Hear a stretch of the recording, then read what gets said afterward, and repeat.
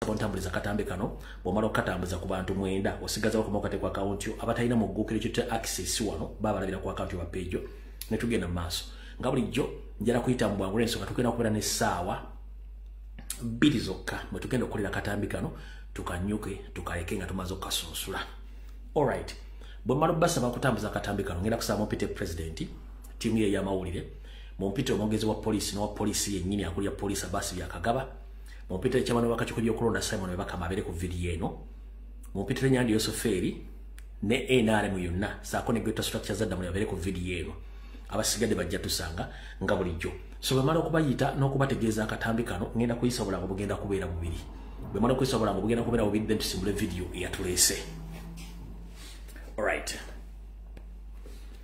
akalanga kasooka nyongera kutegeeza bana Uganda nti tugenda mu kalo akokwekalakasa ngena kuzo mwezi 15 mwezi ogolobere mwaka 2026 tugenda mu protest vote kyetuita protest vote kwe kulina kombe sowani ng'ogenda n'okalonda n'okakuuma n'okabanja waba wensobi yonna kwekalakasa nga twena gwebuuzizaako toliida muntu yenna kuva mu district endala wooli wennyini ku kyalo kyo ku polling station wotandikira fe abasigadde tujja kuba tutambula okwetola ensi yonna nga tubategeeza kyekyokukola nga tungalo bajjukiza nti president yayingidde Buganda campaign week program yeno wano olwaliro Monday ngena kuzomweza 24 afundikidde Kawempe Kawempe eno wabaddeyo kulya n'okukomba essowaani naye era tufundikidde ffe obwanguzi ngero kobaza abantu be Kawempe mwenna Kawempe South Kawempe North mu bali bali ddala newankubadde mulimu abafunddemu ebisago mulimu abayisiddwa mu mbeera embi naye mu bali bali ddala aba Kawempe South ne Kawempe North mu bali kola mulimu ogwo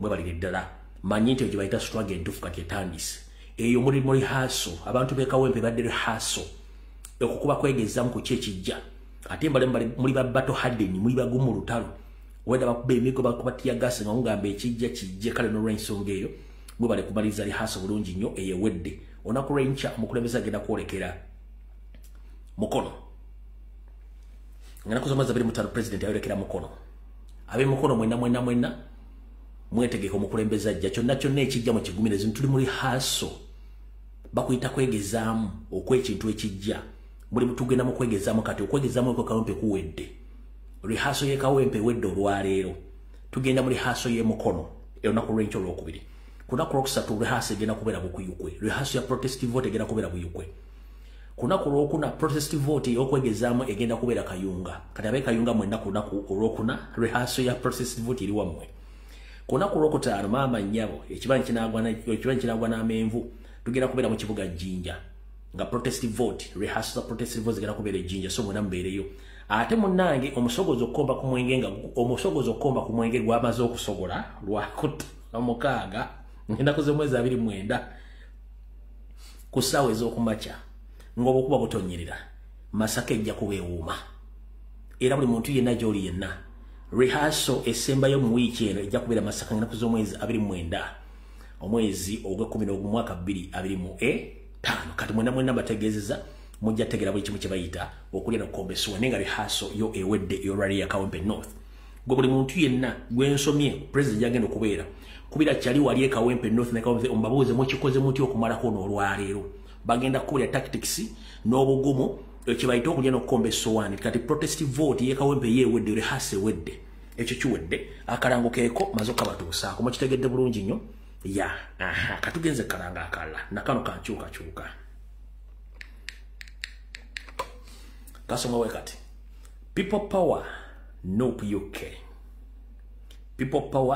UK bakutegeeza nti bategeseeyo end of the year Christmas party nga end of the year Christmas party no ejja kubeera ndoza omwezi ejja kubeera 13 bwendaba omwezi ogw'12 mwaka 2025 okuva ku ssaawa 18 mpaka ssaawa 8 ez'ekiro bakugambye nti pate eno egenda kubeera ku ndagiriro eno 159 Mile End Road E1 4HU Stephen Green next to the station. A family affair and all are welcome.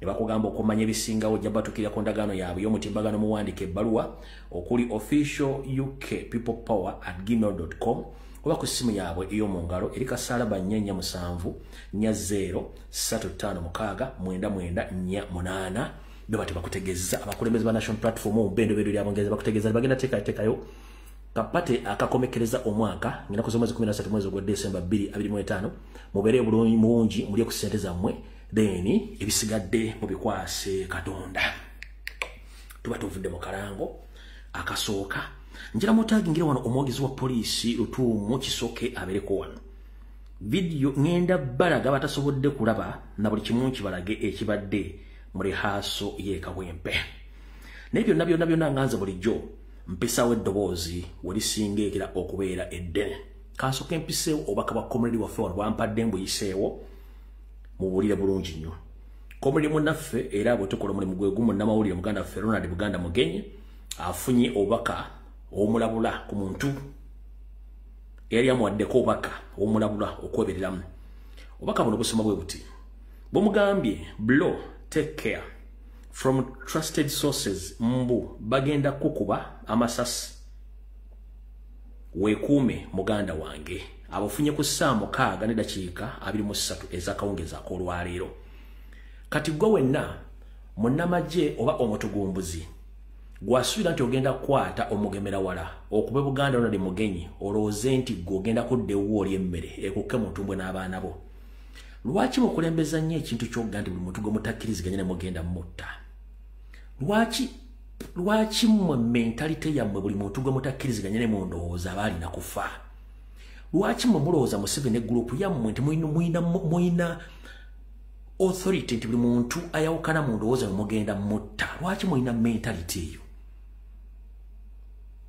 mwakuba Ashira mwakuba gundi mwakuba muganda waffe Sasi kati ali mu America nakati nono mumusindikidde message nga mwagala motta naye njagadde tegeeza public ye kenyini information yagifulumiza njagadde nzije ku mutimbagano guno mbategeeze ng'obubaka bwabo mpadde mbwongereyo kubanga nange mbadde n'okujja akawungeezi muganda waffe Buganda Ronald Mugenyi abeera mu mugongo gw'omukulembeze ku campaign tule ku motoka waggulu ogumulaba atula ku motoka ebabega president gwe bayita Buganda Ronald Mugenyi waliwo omuntu omu amusindikidde message naye agambye nti okusinziira ku bbanga ly'amaze nga amusindikira obubaka n'ebyalabe nga amusindikira amwesiga ebitundu 7 ku buli 10 amugambye muganda wange weegendereze bapulaninga okukuba kopa kati nange naŋŋamba munne bulabika buno buntambulize kati obubaka buno kambubuulire bulungi nnyo naawe kennyini agambye togenda kuba Buganda Ronald Mugenyi Sasi naawe owulire nti ensi etegedde waafunira obuzibu obujulizi tubulina nti mwalina mission etta community waffe mugamba ki muganda wange Fred olamu mugamba nti waliwo omuntu ansindikedde gundi eyo ate ng'emabegako awo alina ekintu kye yaŋŋamba ne kiba kati ansindikiddeko ne gwala ati eyo ate era waliwo n'omulala eyaŋŋambako mu pulaani yaabwe baagala bakuliyetingewo akavuyo bwe baba bantwalira muwulidde bulungi saagala mugende nti ate ebyavudde walumbi message esoma bweti brother oba Blow take care of yourself from trusted sources bagenda kukuba amasasi wekuume najimpereza naŋŋamba obubaka buno mbwongereyo bulungi nnyo abadde bagobera campaign trail byaleero ye kennyini yekonfamingidde ku bintu byabadde bamugambye nange naŋŋamba nsabe obubaka buno mbwongereyo buliiza bulungi nnyo mugamba ki muganda wange Fred olamu mugamba nti waliwo omuntu ansindikedde gundi eyo ate ng'emabegako awo alina ekintu kye yaŋŋamba ne kiba kati ansindikiddeko ne gwala ati eyo ate era waliwo n'omulala eyaŋŋambako mu pulaani yaabwe baagala bakuliyetingewo akavuyo bwe baba bantwalira right Mr. President, security team ya president banamawulire mwenna buli omwaka ome munne mu ngeri yonna esoboka njera okubaza tiimu ya mawulire yonna abadde ku president omwolekeddeko olwali mubalanyi baleddera okubanga buli mwabadde akavalinga munne kati mutongole njagala akatambi kano katandike era tukatandike bulungi okusookera ddala njala tegeeza bakomuliri mwenna kana akawo tetugenda mu kalunga mulowooza tugenda mu kalulu this is an open battle tetugenda mu kana akalusi ka bulijjo this is an open battle against the entire generation of youths in Uganda, which youths now are going to protect the elder ones who can't even help themselves as I speak right now. Akaluke tugenda muka kuyuwa musayi kakulina komba sowani. Tetugenda mukaluka bulijjo. Nchiddamu akaluke tugenda mu lutalo. Gwabaddamu tugenda mukaluka bulijjo ekyo kikyamu. 1. Ebadde mukaluka lero mukibitegedde na biche bikoleddwa. Naye njagala teeka information era abantu bagifune bulungi nnyo. 1. Ebiseera bisinga wandikola ekintu okulumya omuntu n'owunzika ng'oyambe kola ki? Kiriza. Njagala mbakoleremu forensics. Naye nga forensics ogenda okubakolera. Njagala buli omu otandika okuggula amaaso otegeere. 1. Nyandi Osoferi nga bwe nabagambye ejjo, video nakoze 2 ejjo gye ziri. Nembaga ekigenda okubeera ekisolo. Lale ya Museveni floppings era bakozeseza AI okugeneratinga ebifaananyi. Lale floppings nga ate basuze bagaba billions of money ekisolo yonna. Nembagamba nti bagenda kuleta abantu nti bakyusa national platform video nzija jjo nzibazanyira. Bugenzo okucha ku sawa zibaddenga nnyatanawo nga information efunye ku NTV nenga nze nagibagambye ejjo lyabalamu nembaga nti bino bigenda kujja mugenda biraba. So kati lale ya Munyandwe floppings lwakuba nti bageneratinze bifaananyi okubalaga nti baddeyo lale ya matebaddeyo lale. Floppings ekyo bamumanya abantu baako wa Nyandwe. Naye kati kukibaddewo olwaleero njagala mumpulirize bulungi nnyo.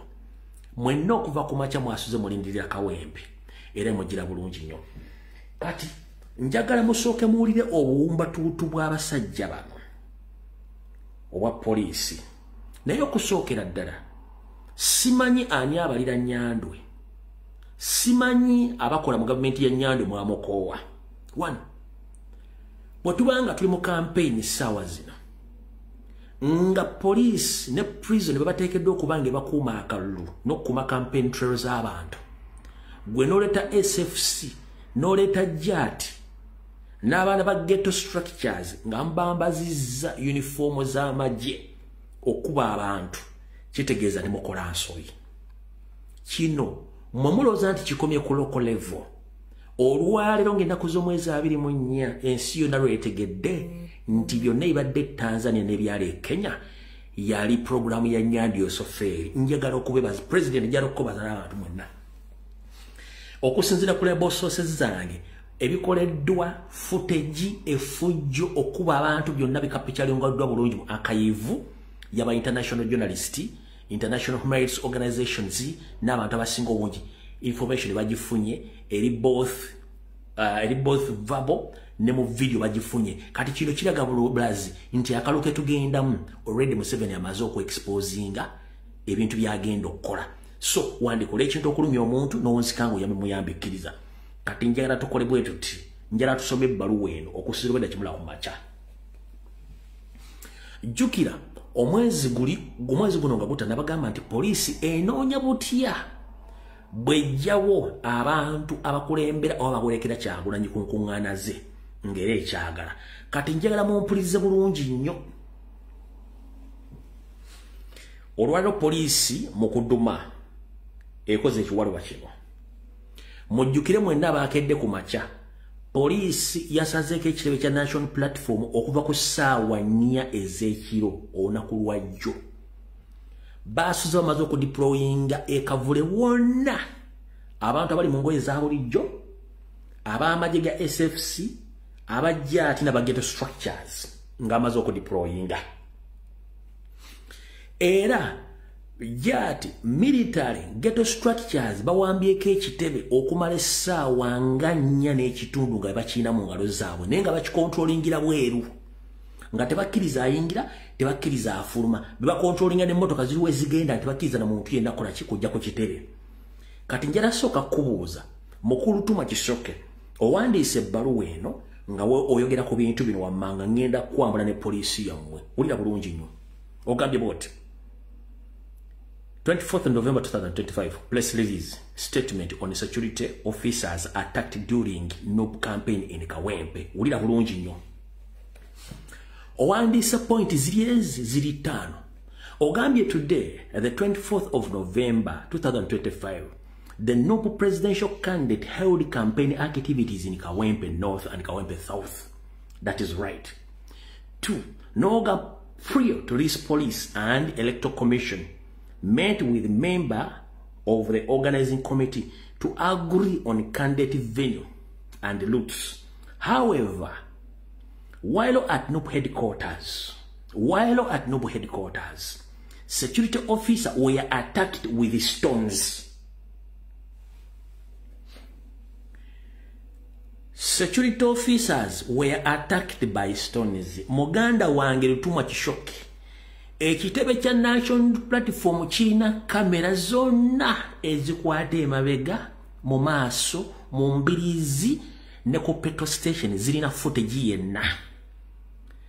Nammwe mulina media team ze mwagulidde essimu Samsung Galaxy oba 16 Pro Max. Samsung ezo muzirabyeko. Mukira bulungi mulina media team. Can you provide us with a video which shows that at the NUP headquarters, police officers were attacked? Ekitebe kya National Platform footage. Nga tewali muntu no ekitebe mwawambye kavule ku ssaawa nnyezi ekiro. Ku lunaku olw'Essande ne musulawo musibyewo mpaka president waze n'agamba tagenda kuyingira kola press conference agende. Musobola okutuleetera footage yenna nga wali omwana ow'akasuka ejjinja. Nkwata mu bbaluwa yo. Eno information egyengaba egenda ku mu Uganda ne bweru w'ensi yonna. Lutuma Kishoke ne bbaluwa omugiwandiise nga mu papa. Njagala otuleetere footage nga ali omwana akwasuka ejjinja. Mwawambye ekitebo okuva ku Sande ku ssaawa 4 ez'ekiro mpaka ku ssaawa 5 ez'emisana ga leero. Teri mwana n'omu asobodde kasuka jjinja dokola ekintu eki. Njagala mutuleetere video ng'ozze ku TV okubroadcastinga ng'obuulira ensi ng'olina video footage. Tugenze maaso. That is a big lie. Tugenze maaso. Ogenze n'ogamba ogambye bw'oti nti mwakkiriziganyizza ku ngeri mwakkiriziganyizza abakakiiko ebyokulonda saako n'abategesi ku kampeni bwe zigenda okubeera nawa gye zigenda okukobebwa. Naye ku kitebe kya National Platform ab'ebyokwerinda byammwe balumbiddwa n'amayinja mbu ekikolwa ekyokuleeta akavuyo. Era abo ne bakiddamu kubwayisa round about ne ku campaign venue. Agambye bw'ati. Prior this police and electoral commission met with members of organization committee agree on a candidate venue route. However, while at NUP headquarters, security officers were attacked with stone, an act of violence. That is wrong. Was repeated at what I said about. That is wrong. And at the campaign venue. Ensi yonna mubaddeko round about yebwayise ne waggulu ku flyover amagye gajja ati poliisi SFC n'abasirikale abali mu ngoye za bulijjo mwadi marketings ne mu blocking buli section yonna ey'abawagizi abadde balina okwegatta ku Kyagulanyi nga mu controlling population. Are we together? Yes. Junction yebwayise ne flyover ona waliwo kamera musobola okuleetera obujulizi obulaga nti waliwo bakubyeko amayinja taliiwo era temubulina. Ogambye ne ku campaign venue nti bakubyewo amayinja na buli kimu. Mukulu Lutuma Kishoke tewaliwo mwana wa nkyukakyuka yakutte wadde ekipapulo kikuba omuntu wadde ekintu kyonna mwe mutandise olutalo. Otole omuntu tandise mutya. Wano mwadde mwina kye mwagala nga mwagala kozinga chaos mugale campaign trail za Robert Kyagulanyi Center ebyange mbyogera kate ng'omusizi agule siyani muddeyo mugobere police post zeekoze mbwe baaninze procession z'abannabyabufuzi bonna meeting esazeewo ebyo nkiddamu meeting esazeewo ebyo ebadde high command ebaddemu abapoliisi aba SFC n'abamagye etudde ku Central Police Station mu Kampala wakati ne bakkiriziganya nti bagenda kuggalawo procession za Robert Kyagulanyi Center lwakuba nti bakyogedde nga bannabyabufuzi bonna nenga etudde ku CPS wennyini weetudde zibadde wakati w'essaawa zibadde saa za Maria ga kyamisana omutudde okola decision eno. Kati mukulu Tuma Kisoke, you think we are fools? We Ugandans were not fools. We are not fools. You and your bosses all along, you have been waiting to cause commotion, then you ban rallies or you ban procession of Robert Kyagulanyi Ssentamu. And today, at CPS, at the Central Police Station in Kampala, the High Command, which was chaired by the SFC police, is the same way. You agreed to ban Robert Kyagulanyi's procession campaign rallies. Why? Because you were in fear that anything can happen today due to the huge number which were following Robert Kyagulanyi Ssentamu. So, bw'owaliwo yenna alina omuganda mu poliisi mubuuze ombuye kyayogedde nti wadde meeting etudde ku CPS e Kampala abadde mu kyamu bajja kugamba information gyayogedde ki ntuufu. Kati kitegeeza byonna emukola tubatambulirako tubumanyi bulungi nnyo. Kati omuntu yandibadde ayagala okubuuza Lutuma Kisoke. So far, Nuupu yakakuba 75% campaign countrywide. Why? Until the moment Kyagulanyi atandise Buganda, mutandise okukuba tear gas n'amasasi. The other areas of the country, zibadde free, what is zibadde blocks, zibadde free. Why when it comes to Buganda, then it become problematic? Why?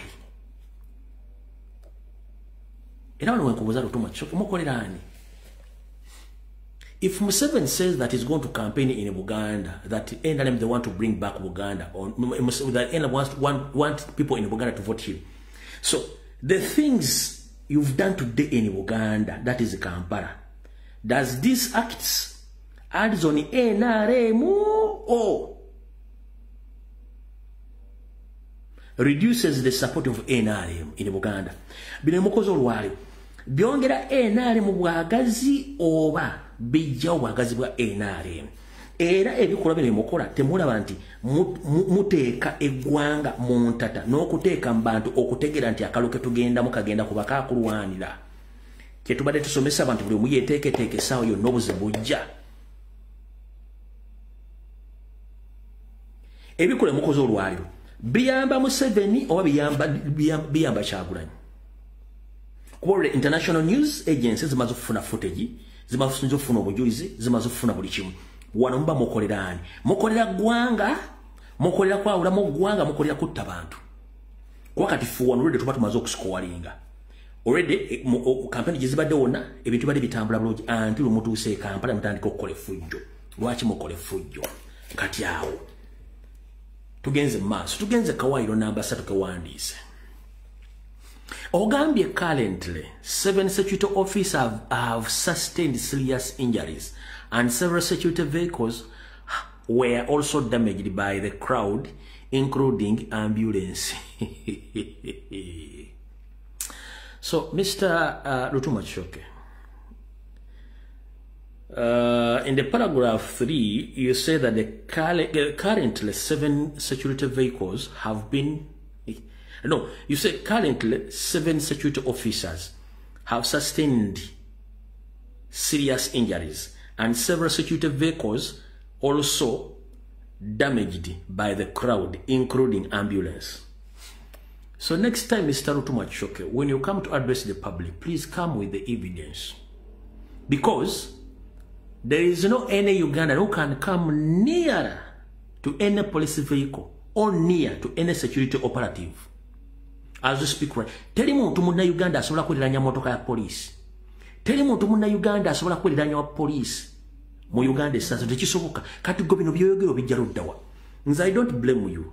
I blame your bosses. And I don't blame you as well because your thinking capacity doesn't exceed from where you see things ahead of you. Kubanga now we cow mentality. And we are yearning to the return, we are yearning the return of Enanga because we are tired of you. Kuba kusindiko jogere bgebechi. Campaign zona. Oyara kungamba ani atinkula entalo zino. ako ko twagala obujulizi ku paragraph number 3 tugenze ku paragraph number 4. Security personnel responded by using public order measures to control the crowd. 7 suspects have been arrested in connection with those incidents. No problem. 7 suspects have been arrested in connection with those incidents. No problem. Paragraph number 5. We strongly condemn the hooligans and the displayed today and stress such behaviors unacceptable.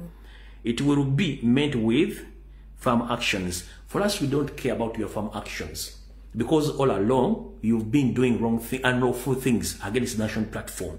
But it's we who've gained in your stupidness because you don't serve Museveni, you serve the interest of Ugandans, and you are there to protect the interest of Uganda, not Museveni's what? Museveni's interest. Whenever Museveni and his groups march on campaign trails, no one, even they are protected more than we. So how dare you coming out to outline these issues which are fellowship, blackmailing and dividing the support of Robert Kyagulanyi Center? Stop intimidating Ugandans. Kati bwe mmala okulya ebbaluwa eyo katusooke tuyiteko wano bakomredi baffe abawere bibiri bali mu kkomera n'abalamu kyabanoonya olwa parade eya birthday president gye yateekawo. Kino kiki?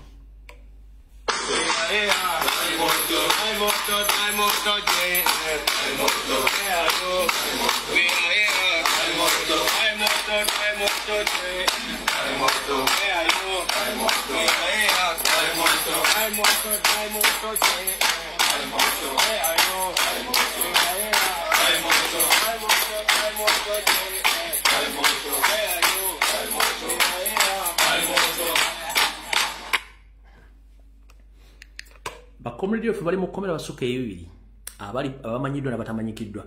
Lutumwa Kichoke, zino parade ezikola ba NRM zo zoogerako ki?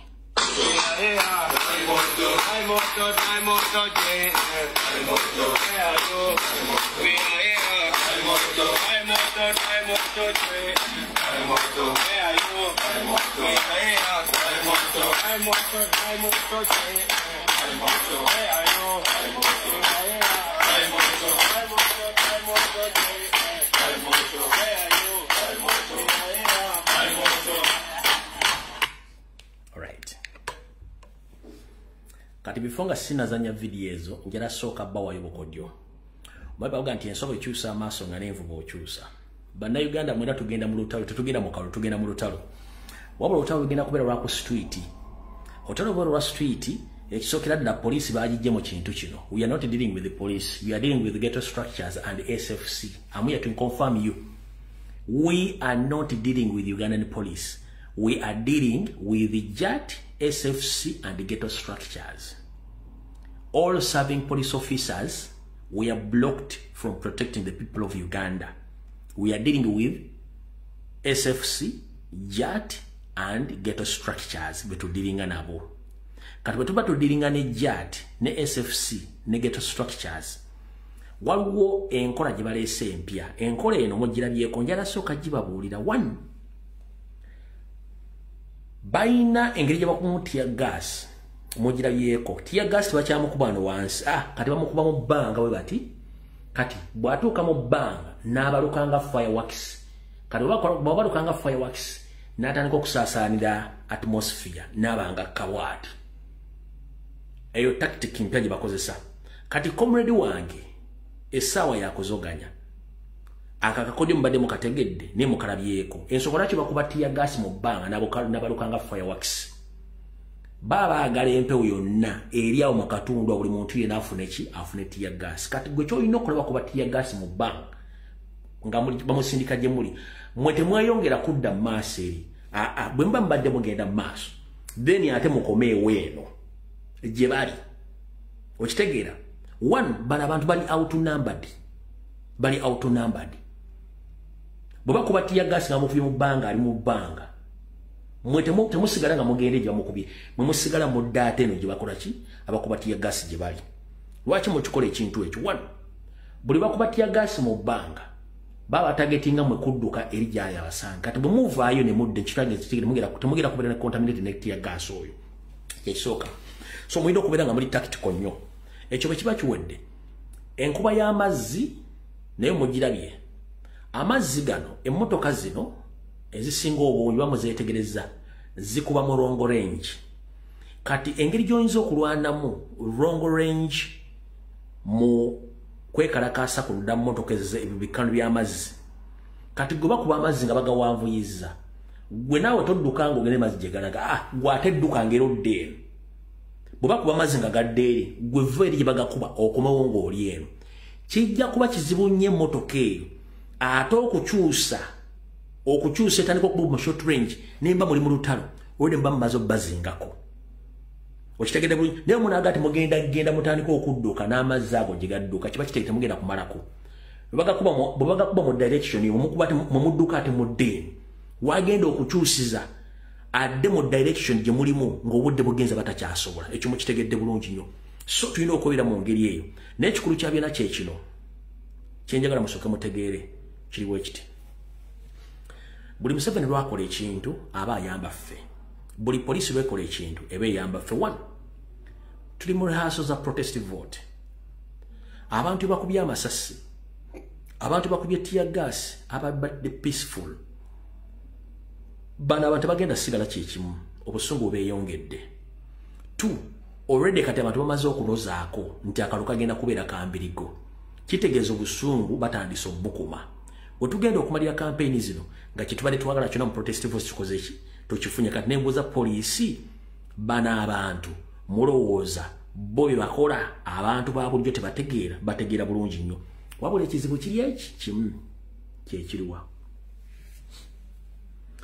Ekizibu kiri ekintu kimu nti poliisi yeerowooza bweti okusinziira ku ndowooza yaabwe nti bakuba tear gas n'amasazi abantu bagenda kutya. Kino kankibabuuliremu ab'amagye ne poliisi. Ensobi gye mwakakola ennene ennyo mu ligimu ya Nyandwe. Omanyi mwe mukola ekintu mulowooza mugenda kulumya omumula nga ne muwulisika nga muyambe ekkiriza. N'abazannyi bazzaala abeerayo empiki gye yeesigaliza. Ayinza okusigaza 2, ayinza okusigaza gye, ayinza okusigaza 8, ayinza okusigaza master. Kati goboddira empiki zonna n'oziteekawo ku mmeeza n'oziteekawo n'oziraga omusajja gwogenda okuzannya naye. Musajja agenda kukuba. Kati bakulu buli kimu kijjeeyo. One, mutuyambe ne tumanya ebika by'amagye bimuyina, emmundu ze mulina, tear gas engeri gye mukubamu, abantu bategedde amagye, tear gas omaze omuluzaako, kiki ekira kye musigaziza okujjayo. Emmamba muziggyeeyo, buli kimu kijjeeyo. Kino kye ndabagamba nti oyinza okukola ekintu okulumya omuntu n'owunzika ng'oyambe muyambe ekkiriza.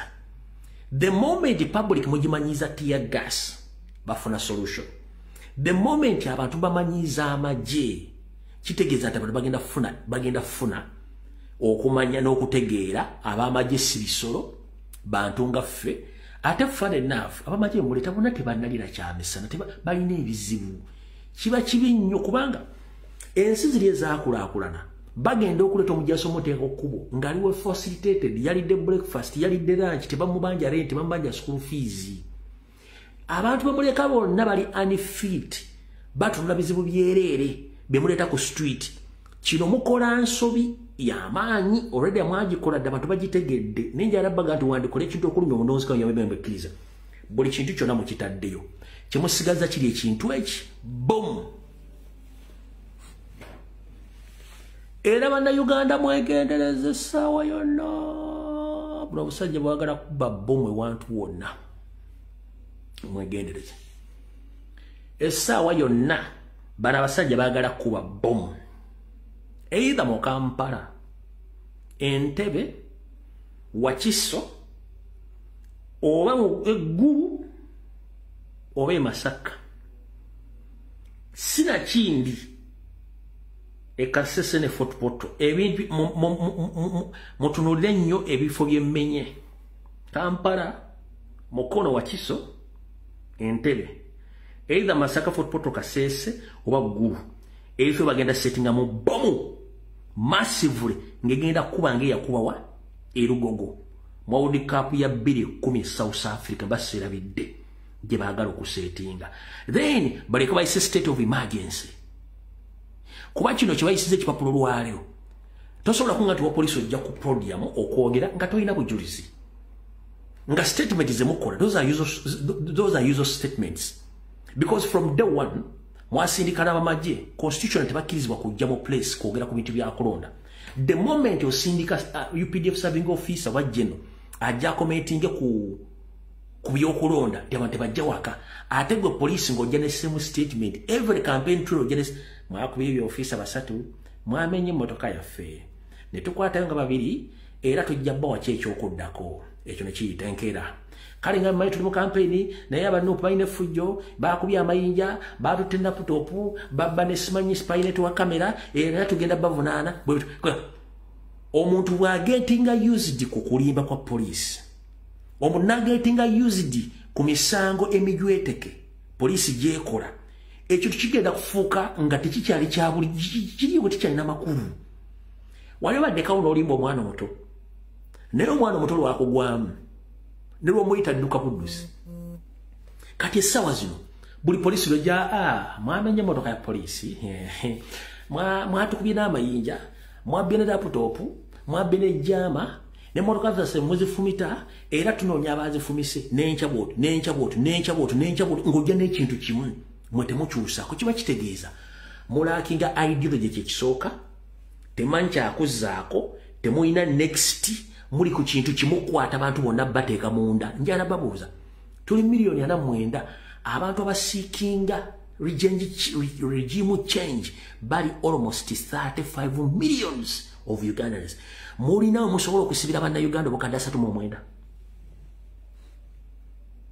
already International Criminal Court erina evidence eraga nti Museveni yasindika dolole 8 ez'amagye ga SFC ezagenda zitta abantu Tanzania.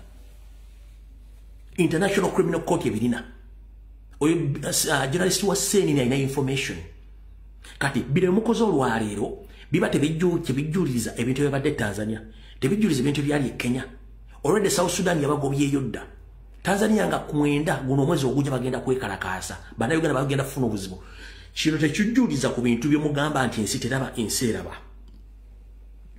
lutuma kisoke ojja tuuka nga otula mu kamera bwoti ojjogera ebintu ng'ensi egamba yoyo tomumanyi tewali kyazzaako wabula twongera obbajjukiza kino mukijje ku nze tetugenda mu kalulu ka bulijjo tugenda mu kalulu ka lutalo.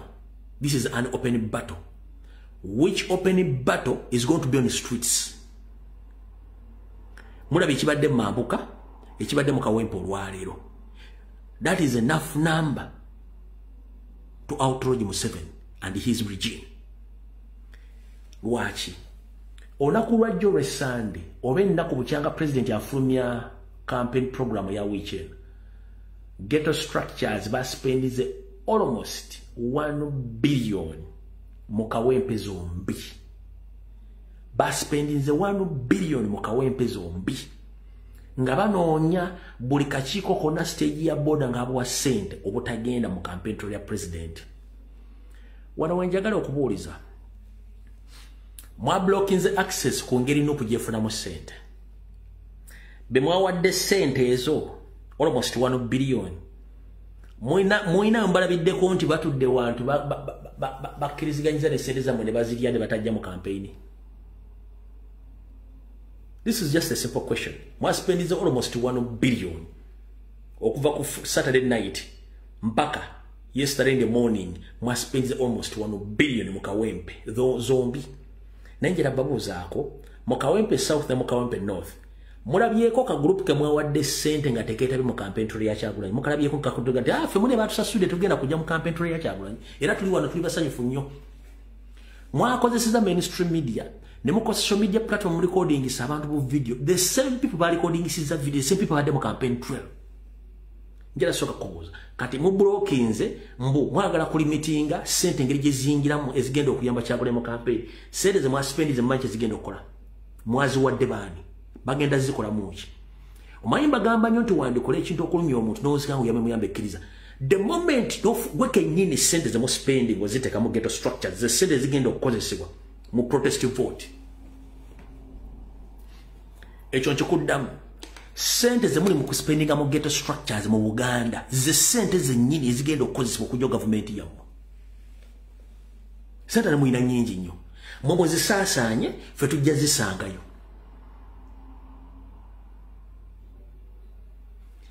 byemukola biringa bye twakolanga mu masomero ng'olina omwana gwegomba naye omutya naye nga lwo kyaliwe mukwano gwe kati ng'otuma kyaliwo agenda kwanira omuwala oyo ng'omuwa buli kimu ye omusajja okyali olutuka yeyogera byenga naye akwana kati nga gwodde n'osavuwalinga omwana oyo mwagala omwana oyo ankuba kati agambye atya nga gwolinda information oli gyakuleetedde alete ne information kumba kugabifu ngeri ayogera birala kati namwe kimulimu mugamba mu blockinga kyabula mutafuna sente mugamba mu blockinga protestive vote obudabiro niye ate mu feed muri mu kuspendinga sente mu ghetto structure za Buganda zonna njagala kubuza njagala Christopher Tamulya Major Emma Kotesa ne ena munjagala mudete footage mukawempe North ne Kawempe South nga mwadde sente balina batudde mu gulwaga fete tugenda ku je wakyagulanye fete tuli bulungi nyo sente twazivu mudete video lero saze kono okusala kwa mutete video mbe mwadde sente almost 1 billion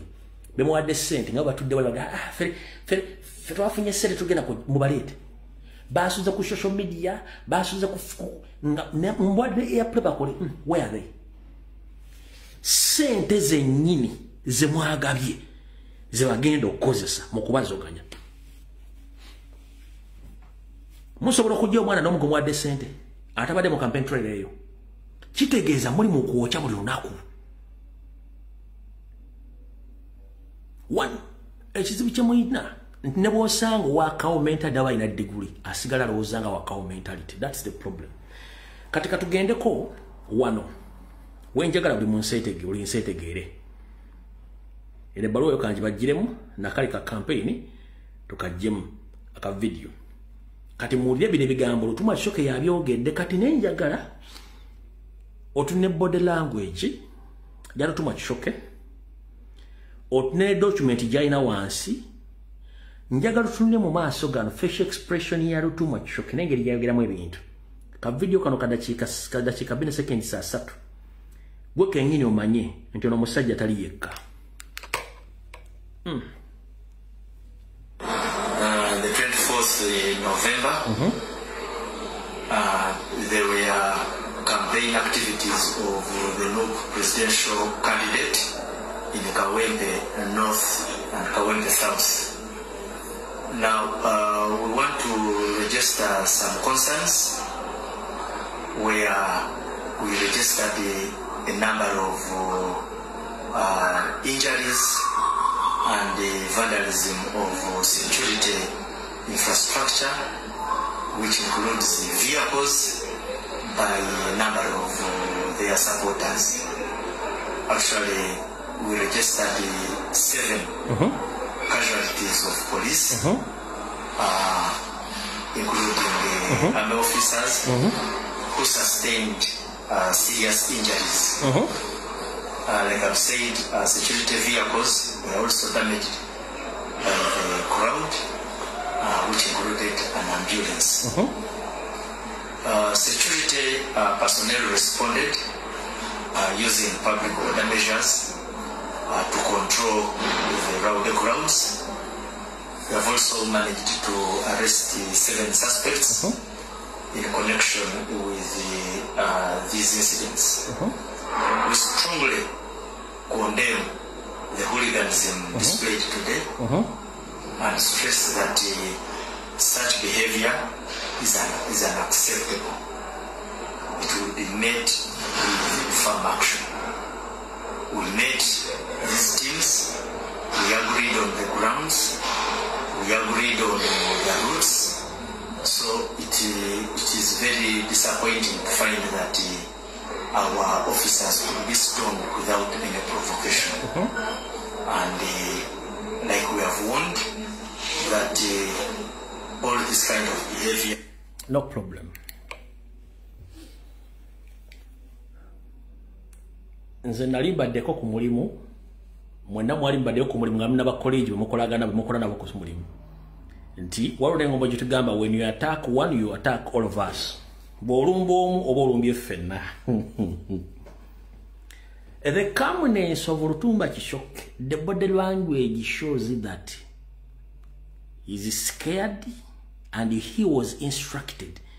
Teri muntu nga kolegi munno gwe mukolera omuli bamukube mujjamu erinnya oba ne bamune ekintu ky'emmotoka yammwe kyonna n'osigala ng'oli kamboti nga ne byogera tekuli wadde olugalo lukolako action. Otherwise omuntu obanga ayogerera public nga bafunye obuzibu eri bakoleji baabwe, body language omubiri ngeri gye gwogeramu, gestures ebikolwa eby'omubiri nenge gye bitambulamu bikulaga nti someone is in pain era yandibadde ali aggressive. Ne the calmness nengeri gyali relaxed ennyo ng'ayogera ebiri kiraga nti he was instructed to calm, but whatever he is saying is lying. Ne bwe tuba tumulunga tulina omuntu gwe tukole bamukuba olugi fena tuve ntuga katulumbe tukube ne musa ali bulungi talina de ka body gesture konna kaakola wadde okulaga pain nti waliwo ekintu kyonna ekya is very very very calm. That means mwe mulimba eno bakusindise bwogezi kyova olaba nti mu press conference naddala ng'ogera ku addressing abantu naddala basoma public relations, body gesture, tone yo, facial expression, body language yokka esobola okusika public sympathy oba public interest ng'oyogera neraga abantu kyekituufu kyoyogera ku but the guy is very calm. Byayogera tebikwatagana mbiri bibogera ali awo akanula maaso kati that is total bogus and nonsense. Okitegeera bagundi bire bintu byonna betwabiyitayita mudda tumanyi omuntu ng'alina obusungu, tumanyi omuntu ng'alimba nekyayogera nga kya busiru. Okitegeera kati gwe bw'ogamba nti byabadde byonna byakiye temuli kimu toyina na bulumi bwonna talina na kintu kyonna bano bayaayi. Ekyo si kyekikulu. Ekikulu kyekirwa. Ekikulu kyekino katutandikire eno mpola mpola.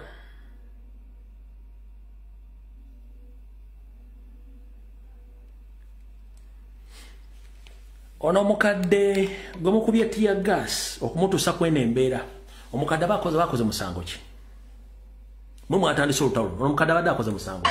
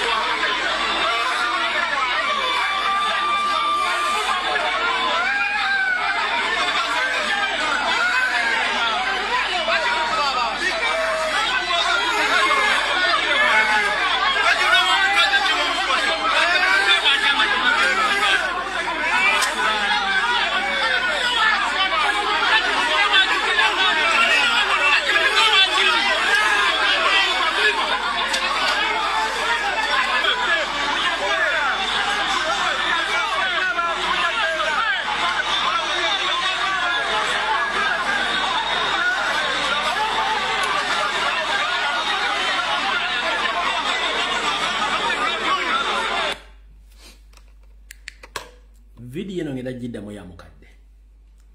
Simanyi ono gaye badde DPC oba baddaani. Bakugambye nti mukadde ono mutwale. Lwaki omweganyi n'omwejja ku lwani? Kubanga you feel guilty of what your subordinates did. Obadde oli obuswavu obw'ekitalo nga toyagala ku owuninga muntu oyo jjajjaawo. Naye njagala abantu abasinga obungi bapenga attention ku details ku muvubuka oli abadde akaabira muzeeyi oyo.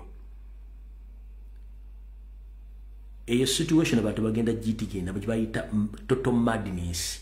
Gwa police tolante okutte mundu omuntu agenda kuyingiramu ne mundu yo nkiddamu. Njagala mpenga attention ku details omuvubuka oyo abadde ambadde t-shirt myufu kuba abadde avuddeko. Deddo omuntu kanaalivaamu ne yeevaamu ng'avuddemu muganda wange ne bw'oba olina sabo machine gani ng'omuntu afuusa amense. Ezo emmundu zammwe zonna zigenda fuuka enkonyogo. Ekyo nkiddamu. Just njagala musooka mulabe omuvubuka olengeri gy'abadde amensemu eyo gesti ekumala nti abadde alinyiddwako emmandwa butatya. Ezo emmundu oziraba okwata bukwasi wa polisi w'omujasi n'omukuba ennume y'ekigo emmundu n'ekyamu omumwa eba tekyali mundu. Nkiddamu emmandwa butasaaga ono muvubuke badde mulinnye emmandu esobola okutwala n'oyingira omusirika n'omuggyako emmundu kati kambwe akakodyo kali bwe kati emmandu ebange ekutuuseeko kwata omusirikale omukube nomu y'ekigo omuggyeko emmundu gikube wansi ogimenya omwa kiba kiwedde emu ne batekyakola oggyemu ne magazino gikasuke bw'aba ayagala akulumbe totegana mbu simanyi odduka ne munno mukube ennoma y'ekigo muggyeko emmundu gikube wansi kasiteema l'okukyamu omumwana ogyamu magazino osu eba emmundu ebewodde totegana disarm nziramu nkuzanyira video girabe njagala openga attention to details ku muvubuka oyo abadde mutishi abadde alinyiddwako emmandwa eyo emmandwa keeneekwata bannayuganda ne munaleeta submachine guns ne muleeta tanka ne muleeta ani mugenda kuba muwedde kanjikuddiremu eyo eyo eyo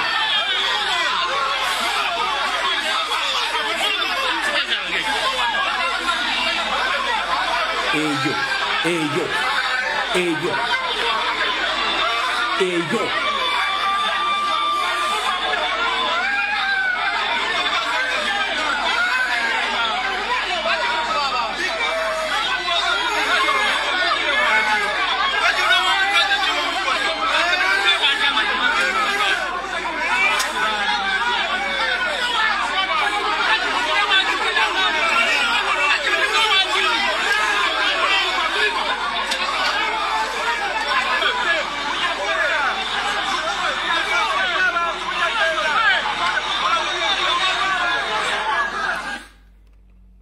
Kati ene message jagala egenderi mwenna ba police na bamaje.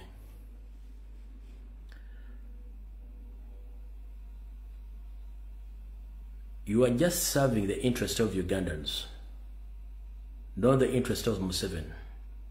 You have families and you are paid based on the taxpayers' money. The people you torture, somehow, somewhere, you will find out that you are related to those people. That tendency of beating civilians in Uganda must end.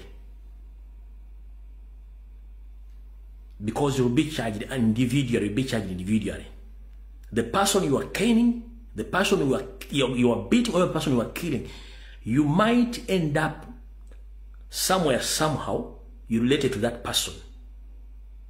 So stop the behavior of beating civilians.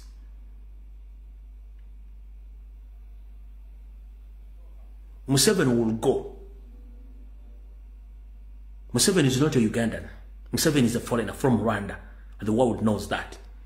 And the reason as to why he doesn't want to leave the country, because he knows he's going to be charged, both local and international. So, you want to be added on Museveni's criminal list or criminal charges? Museveni will go, you individually will stay here in Uganda. You will stay with Ugandans. So that tendency of beating civilians because they are yearning for change, that is wrong. The man has ruled Uganda for 40 years. What have you gained? What have you gained in Museveni's regime? Ekyo kibagambye. Kati na zino video muzirabe mwetugenda balabisa.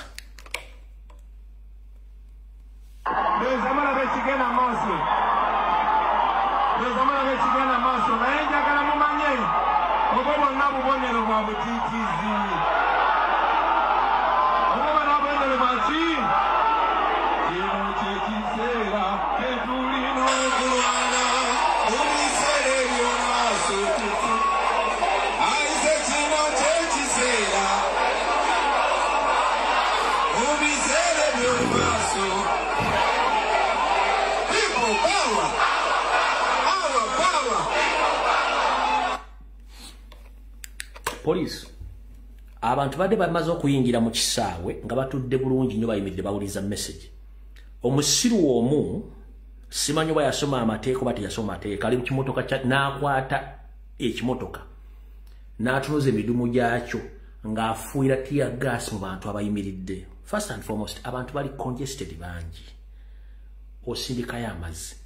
Okimanyi otyo omwana we yazze mwali mulaale eyo. Omanyi otyo bakojja we yazze mulaale eyo. Omanyi otyo basenga we yazze mulaale eyo. Omanyi otyo basezaala we yazze mulaale eyo. Imagine omanyi otyo ne mukazi wali mulaale eyo omwana wo. Kubanga any slight mistake jokola wagenda kubera commotion abantu bagenda kwerinya bagenda kwetta because you have stupidness. Gwa kutadde mu kimotoka okuba tear gas. Tomanyi ba relatives bo gye bali at that particular moment. Tomanyi na kolijoge mukola ku mulimo bate court yakoze ali off duty. Ngazene kuyikuba abagala enchuka bangi. Ojja kudde wakangozayo omuntu omukalu bagenti omwana wa afudde nti afiridde luddawa nti afidde mu campaign tule mu kunyigirizibwa okubadde nga police kuba tear gas nga gobadde mu kimotoka ngola ngazze kubanga obadde okuba tear gas nga tolina bwongo. Abantu already bali congested bangi olese motoka okuba tear gas bantu. Singa gomazo chikubanga okibagamba nti waye bizze byo mwana wa afudde mukazi wa afudde singa wa afudde mukodomi wa afudde oba nyoka afudde bakitaawo bakubuuza obabuuza afidde wanti anti munnange mukavunga nakabadde ekawempe munnange bwati bwafudde kati nkubuuza oba ogenda tandika kaabo otya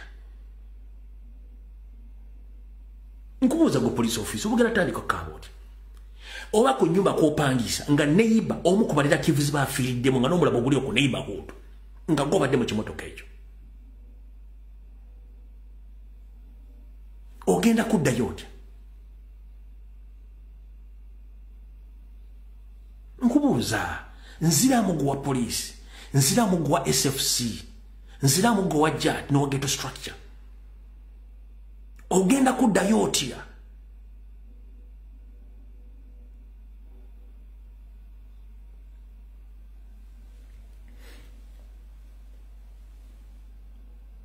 tuvuddewo katugende ku video endala era effujjo lyammwe oli live ku Shalom Uganda sebanya ampuliza nekigenda mu maaso kino kyekigenda mu maaso sebanya ampuliriza oli ku Shalom television Uganda kino kyekigenda mu maaso ya gas upset ya gas kisawe wano mtwadde ya gas upset ya gas ya masasi Shalom television Afrika wempe tear gas upset tear gas amazi tear gas amazi amukidu kyonna oli ku Shalom television Uganda one president Robert Chagwesidamu wabadde akuye olukungana banta enzyme daba ekikana maaso wa daba ekikana maaso ekikana maaso ekigenda mu maaso oli ku Shalom television Uganda bampita enzyme omukka mungi n'amasasi tetumanyi mission yaki naye amasasi ne tear gas bingi nnyo binyuuka amasasi ne tear gas bingi nnyo binyuuka olukungana badde odde bulungi nga buli muntu atambula bulungi okudda ewaka badde bulungi bali muntu atambula bulungi okudde ewaka ne poliisi bino bisaze okuwera nga ekola bali wali kugambe olukungana badde wedde bulungi nga buli muntu atambula bulungi okudda ewaka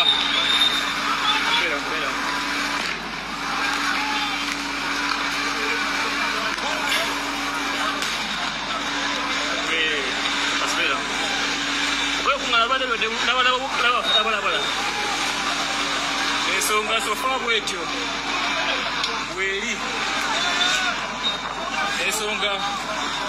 ensonga sofa bwetyo bweri ziruka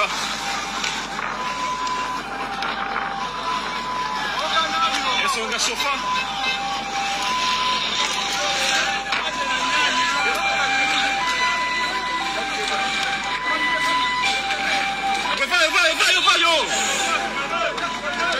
waliwo akubiddwa guguno omusayi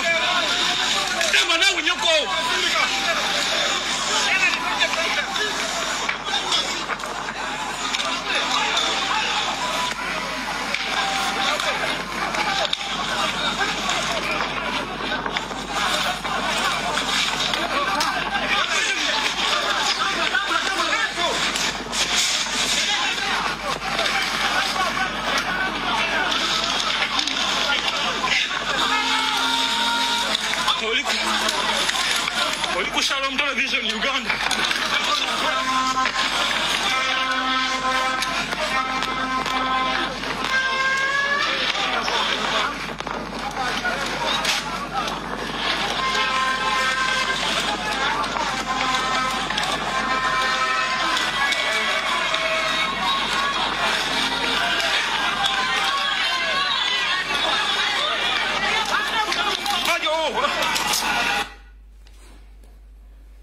Kati omusasi w'eggule bamuyita enzymes, gyasasa eggulire eri lyenzanye bamuyita enzymes. Kati wano ntera nnyo bagamba mwegendereze nnyo obusajja obeera mu ngoye za bulijjo.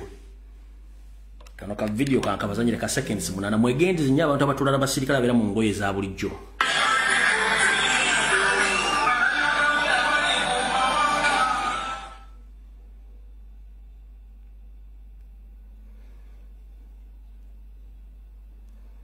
Mwegendereze nnyo abantu abeera mu ngoye za bulijjo nga bali ne police.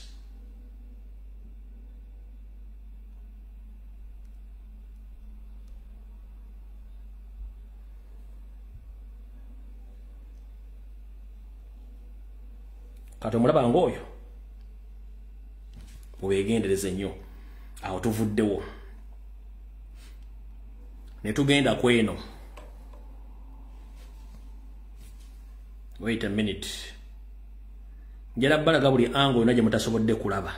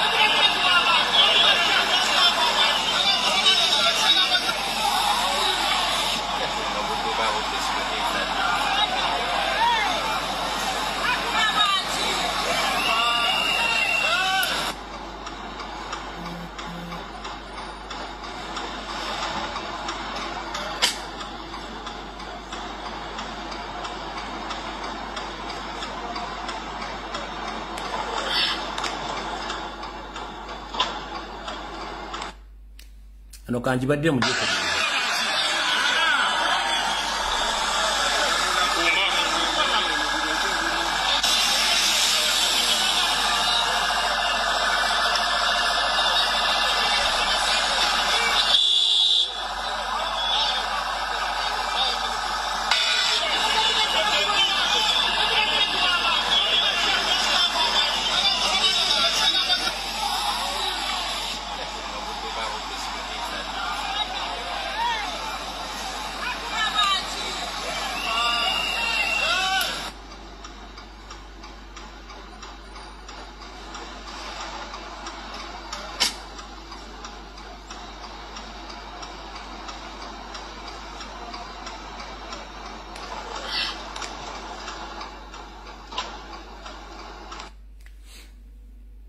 Enda bubble angle.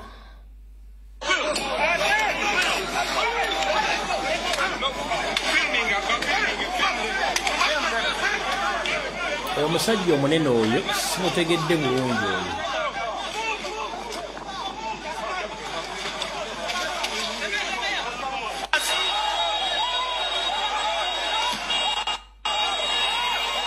Abantu babawerekereza tiyagasi.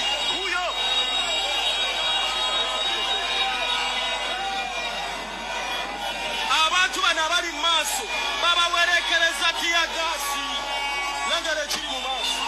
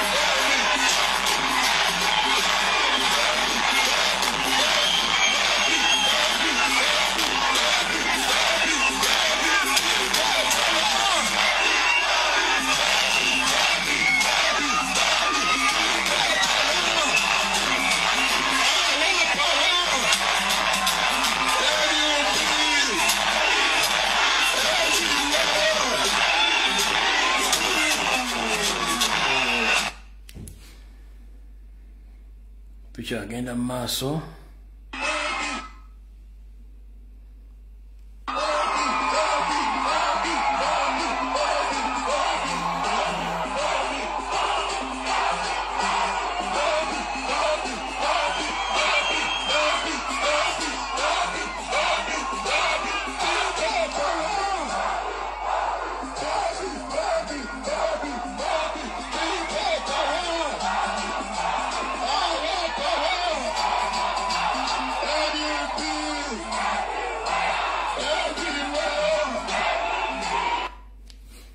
Kyagenda mu maaso. Kati kino kyekiraamo kyatukoledde olwaleero. President kino kyekiraamo kyatuwadde mukiwulirize bulungi nnyo. Iwe bantemulanga, temugezanga ne munziika, temugezanga ne mukaaba, musonga musonzi, namumekinga suwa, mukutuusa mu State House. Mupulya kyebagamba. Ate, kino njagala mukiwulire bulungi. Kino njagala mukiwulire bulungi. Mumekinga suwa mumutuukako, ne mumugamba gulye, wagaana okugulya, nga mumulya. Ekiramu mukiwulidde kankiddemu. Iwe bantemulanga, temugezanga ne munziika, temugezanga ne mukaaba, musonga musonzi, namumekinga suwa, mukutuusa mu State House. Mupulya kyebagamba. Ate, kino njagala mukiwulire bulungi. Kino njagala mukiwulire bulungi. Mumekinga suwa mumutuukako, ne mumugamba gulye, wagaana okugulya, nga mumulya. Ankaddemu ogwokusatu. Iwe bantemulanga, temugezanga ne munziika, temugezanga ne mukaaba, musonga musonzi, namumekinga suwa, mukutuusa mu State House. Mupulya kyebagamba. Ate, kino njagala mukiwulire bulungi. Kino njagala mukiwulire bulungi. Mumekinga suwa mumutuukako, ne mumugamba gulye, wagaana okugulya, nga mumulya. President abagambye Nyando Yosofeni ne bayayi bande bamuttanga temuziikanga mutwalanga omulambo mu State House ne gumuwa Nyandwe bwagaana ayina okugulya bw'aba tagulidde yennyini gwe mbamulya. Statement loud and clear. Mukitegedde bulungi nnyo. Bwe mba mmaze kitegeera eno engeri gyasanyusizaamu abantu nga yakatuuka ku stage.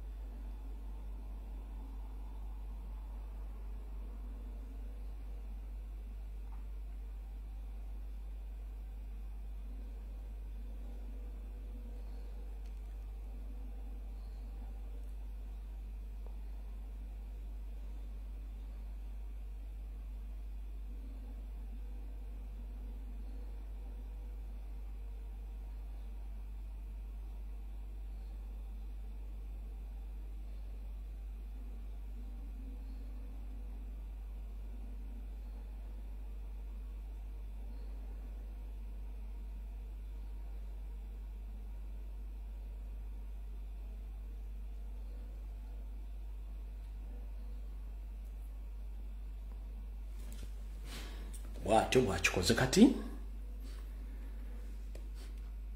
mwenna ba comrade abadde ku campaign trail Kawempe munoonye nnyo omwami ono ekifaananyi tetufunye clear photograph y'omwami ono abadde munene ng'ali mu ngoye za bulijjo omwami ono akoze nnyo effujjo okuba abantu n'okuwamba abantu okubateeka mu drone ezibatutte munoonye nnyo ekifaananyi kye kirikirya tumwetaaga omwami oyo by all means tumwetaaga twagala mufuna akoze nnyo effujjo akubye abantu awambye abantu abatadde mu drone emmotoka ezisinga obwene zibawamba omwami oyo tumunoonye ekifaananyi kye kirikirya tujja mufuna otuba tuvuddewo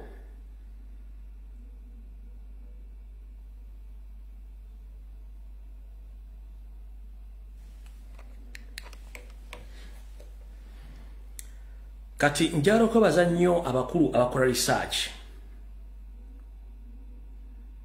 njala okwebaza nnyo abaana abakola research nabagamba nti ekitongole kya Uganda Revenue Authority kale zikiriko ze Rwanda era 50% of revenue ezikolebwa mu Uganda esente ezo zitwalibwa Rwanda nebagamba location yakulira Nira alinga admin akulira Nira account based eri verified since up to 2022 nga account eri based mu Rwanda ekyo muki verify olwaleero. That is the system we are under occupation. Mwebale nnyo abaana bakoze research. Nira ekitongole kigabendaga muntu mu Uganda. Omu ku bakikulira account ye oba kyetwandiise office ye enkulu etudde mu Rwanda ekitongole ekya Nira account ye etudde mu ggwanga lya Rwanda. Gye basinzira okukola data fair yenna. Kyovana bagamba nti abanyarwanda bava e Rwanda ng'already balina passport za Uganda balina n'endangamuntu za Uganda nenga beefula bannayuganda mutegedde. Abantu abasinga obungi mulwawo nnyo okutegeera ensonga zino ne mwebuzaabuzanga abafuka banaaba. Kati olunaku lwajjo nalina information gye saaba wadde ne kanji batere wano olwaleero. Museveni anaabudde buli kimu kyonna n'akyonoona. Siri Muisiraamu naye ngoberera nnyo Abayisiraamu naddala masheeke ababuulirira.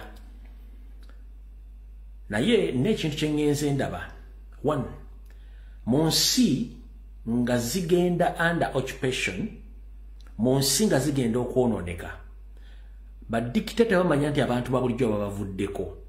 Banoonya abantu ba influentials be batandika okubeesingako okubribinga. Kati ba influentials bano naba nga balina okuzanya part enene nnyo mu controllinga abantu bakulembera. Mu bantu bano ba influentials ba dictator bakozesa mu nsi yonna. Basooka kukozesa bannaddiini babakozesa nnyo, abakulembeze b'ennono bakozesa bannabyabufuzi, bakozesa ba celebrities. Kati naye batuuka ne babakozesa ne baluzinga value. Kati baluzinga value kiba kitegeeza nti omulimu gusigadde ku bannansi okwennula ensi ya Museveni kyatanda detectinga. Museveni tactic ne badde mukolera nnyo okuva mu 1996 okutuuka 2019 oyakoma okukola. Nazzi kuno nga munnaddiini yenna bw'ayogera abagoberezi bawulira. Nazzi kuno ng'omukulembeze ennono yenna bw'ayogera abantu bawulira. Nazzi kuno nga baserebu mu Uganda abamu boogera abantu ne bawulira. Nazzi kuno nga abantu ku byala bakulu boogera tuwulira nga n'abazadde batugamba tuwulira. Wabula okuva 2019 akakodyo ka Museveni kano kaafa temwakategeera. Ali mu kuspendinga ssente empya n'enkadde ku bantu abatakyayina influence mu public olw'ensonga nti baali bakolamu influence baabuuka baategeera nti akakodyo Museveni adde akakozesa okubasibira emabega. Tekyali munnaddiini asobola kuvaayo n'afuuka nti n'ayogerera omuntu gw'abadde akulembera nti amuwulirize. Ekyo kigaanye. Abakulembeze b'ennono bonna ng'oggyeko Ssaabasajja Kabaka tekyali mukulembeze wa nnono mu Uganda avaayo n'ayogera omuntu n'awulira. Kati ye Ssaabasajja Kabaka kye yakola kiri ekintu eki.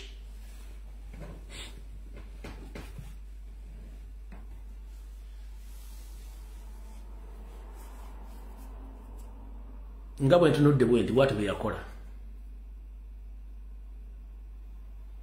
Lwaki yakola bw'atyo? Mayiba gagwolekera omutote gunyuma. Sigenda kwogera bingi. Ssaabasajja Kabaka yakola ekintu eki.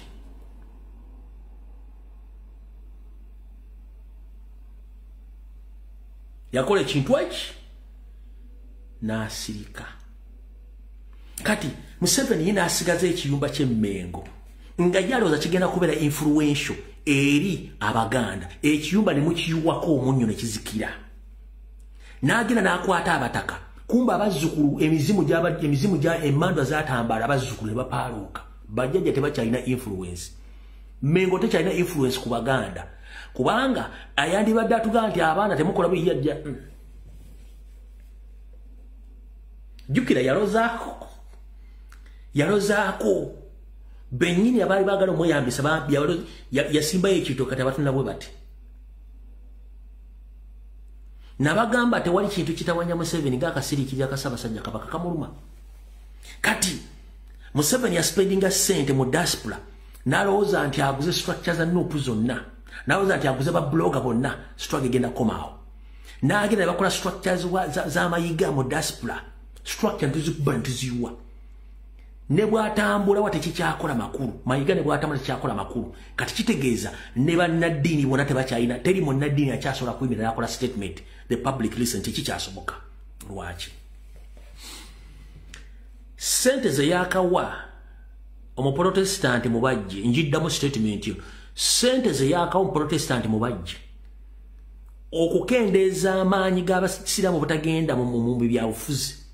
Nenga ate akulira Museveni akadingidde sente empya negate nera influence eganye. Baswa baba Allah baganye. Buli omu yalozinga credibility eri abantu abagoberera. Kitegeeza nti abantu kati beesaliddewo awe tuwali twagala watuuke. The moment Museveni omujja mu sequence y'okukozesa ba influential okuinfluencinga bafollowers Museveni omumaze. Omuprotestant mubajji bamuwase ne influence eganye. Okumanya eganye eddiini ya Allah subhanahu wa ta'ala Muhammadi ekulagira bweti. Omusiraamu yenna tokkirizibwa kugenda kusaala ng'oli mu lugoye lwonna oliko ekipande ky'omuntu yondoba ekifaananyi kyonna. Omanyi nze mba njogera ku ddiini y'Obuyisiraamu njogera neegendeza kubanga mpanvuyirivu nnyo nzibu yakutegeera. Naye njagala musooke mumpabulemu wano. Njagala kukola statement eno buli omu ng'Omusiraamu oli wano kyenjogera ogamba kikyamu oba kituufu. Omuyisiraamu yenna bw'aba agenda okusaala takkirizibwa kwambala lugoye lwonna oluko ekifaananyi oba kyani. Kituufu oba nedda. Njagala nkole statement eno mbalage nti bonna ba influential people mu Uganda baluzinze credibility. Nkuzanyire videos mwali ku social media nzikolera mu forensics olyoka otegeere. Eyo nkuwadde statement yemu. Omusina bw'aba agenda okusaala takkirizibwa kwambala lugoye lwonna luliko ekifaananyi kya muntu. Tekikkirizibwa. Omuyisiraamu takkirizibwa kusaalira mu muzikiti gwonna gulimu kifaananyi. Nga ne Saudi Arabia yennyini ewasibuka eddiini y'okukkiriza era ewangala mu nsi yonna. Teri muzikiti gulimu kifaananyi kya kabaka wa Saudi Arabia wadde ekifaananyi kya Nabbi Muhammad. Tekiriyo. Njagala muntangaaze nga kyenjogera bugali bwe njogera nti kikyamu nga nti ekyogedde kikyamu. Teriyo muzikiti mu Saudi Arabia gukirizibwa oba kabe mu Uganda muzikiti gukirizibwa mu kifaananyi kya muntu yenna. Ne Saudi Arabia muzikiti gyonna tegikirizibwamu kifaananyi kya king kabaka wa bwani wa Saudi Arabia. Tekikirizibwamu. Si bwe kiri nti ye bwe mbanga ndi mukyamu nga mantya oli mukyamu. Bwe mba ndi mutufu nga nti kituufu. Kate chibatu chwa chimaze mwalabe video ezasasula ekinze bamasheke nga batudde balimo kusaala basabira bakumidde akabani bamusabira eddwa nga wonna basabidde wajjudde ebifaananyi bya sitaani nyambi yosofeeri ekyo mu Isiraamu kikkirizibwa era abayisiraamu abo bakyaddibwako hadiisi oba bakyaggibwako obubaka bwonna obukwatagana ku ddiini y'okwagala kwa Katonda mu Uganda bakyaggibwako ekintu ekyo kyonna kitegeeza nti Museveni atuuse ne bannaddiini okubateeka we bali tebalina kubeera olw'ensimbi n'omwoyo omutono. Abamu balina mu ngoye za NRM bali muzikiti basaala. Allahu Akbar. Obalaba Sami Allahu liman hamidah. Allahu Akbar. Baba bali mu ngoye za Museveni baba. Allahu Akbar. Baba bali mu ngoye za Museveni. Ebyo byonna bya Museveni byonna nkakuddiremu. Awo Museveni watuusizza nti ye bw'akola ekintu bakitaddemu influence tasuubira nti bagenda kuluzinga credibility. Nze si Muisiraamu naye mbagamba ngobera nnyo eddiini y'Abayisiraamu gyensibuke waffe egyembasibuke waffe Sugezi Gomba jjajjaffe yazaala abaana aba mu ntalo z'amawanga ezaaliwo mu ntalo z'amadiini ezaaliwo abaana n'abaawulamu omujjajjaffe n'amusindika agende mu Busiraamu omulala amusindika mu Protestant omulala amusindika mu Bukatuliki ky'ensonga kifuufu tulina amadiini mangi ngoberera nnyo Abayisiraamu olw'ensonga nkimanyi nti mu kubuulira kwabwe okuggyako nga gwa madinisi olina gwa windo gwa Pentium ofunamu bingi nnyo n'okusinga mu ddiini zaffe zino endala omuli abeekweseemu ne bw'otandika okulaba Omusiraamu ng'agenza mu kusaala ng'akimanyi bulungi eddiini temukkiriza kwambala kifaananyi kya muntu ng'agenze kusaala nga ne wagenda okusalawo ekifaananyi ky'omuntu yenna tekikkirizibwa n'atandika okugenda ng'asinza Allah ekintu ekyo kikyamu. Museveni otukoze bubi okutandika okwono n'eddiini za Katonda okoona abaddu ba Allah n'okusiwaza abantu bonna. Ekyo kifaananyi nga sinda kizannya abo bonna basinga obungi baaki Bayisiraamu mulimu ne bamasheke bambadde engoye za NRM. Kati tunuulira wali Allahu Akbar. baabo Sami Allahu liman hamidah. Allahu Akbar.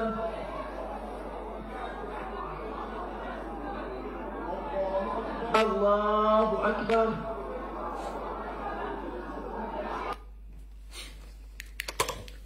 ku kyemmanyiko akatono edduwa gye baasaalidde Museveni teyavuddewo awo aye n'obubaane baadde babujje ku Nassaloodi eyo edduwa gye baasaalidde Museveni teyavuddewo awo n'abaagisadde bajjudde amazambi eyo edduwa Allah tasobola gikkiriza okusinziira ku kitabo ekitukuvu bwe kisomwa bwe kyalambikibwa eyo edduwa teyavuddewo awo in fact yesize Museveni byonna bye mulaba kati ebisitudde abantu Katonda ayagala kulaga Museveni ne banne muzannyidde ku baddu bange mu Uganda ekimala kamba situle nsitula abampi abawanvu abasiwuufu abakatakketakke abeesiiza omuzigo abaddugala bonna n'abaana abatono abakadde mbasitule nga bagenda kujja bakulagiko nti okukoowa kukooye nga bwe tugamba nti obuteebuuza butambuza amazzi ekiro Museveni teyeebuuza n'amulinako tebamwebuuza bw'ogamba nti olina intelligence bw'ogamba nti wasoma politics gwe intelligence wafokasingaemu yakuwamba nakutta mu fields endala tolinamu intelligence lwaki wandibadde osooka n'otula n'ogamba emyaka anaafuze bannayuganda nsobodde okubakwata obwongo ne mbateekaawo kiki ekibasumuludde ku ddobo kwe nali mbatadde kiwandibadde osooka onoonya kiki ekiretedde abakadde amanyi history wa Uganda okettanira ate abavubuka bano okweyunga ku bavubuka singa bwoga nti olina intelligence waliwo ensonga lwaki n'abakadde abato nabo bavuddeyo kati ate kino kigenda kukuba obadde osomba abaana mu campaign trails si bwe kiri nti if I'm not mistaken abaana baggwayo wiiki eno ku masomero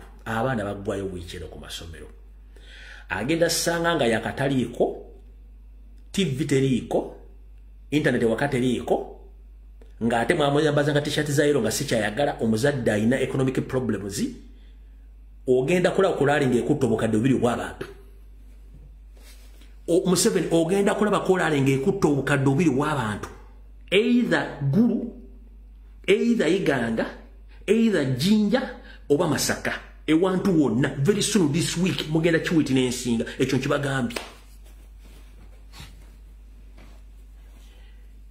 mugenda kulaba kulaali ng'ekutta obukadde bubiri obw'abantu mujagala omuyo mulogo siri mulogo kino kibagambye abaana bonna basembayo kuwummula wiiki na basinga obungi bagenda kuvaayo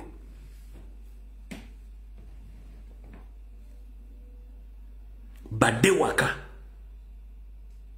mukudde waka ogenda kola ku milioni 2 ez'abantu mu campaign trail very soon this week kabaka kuweddeko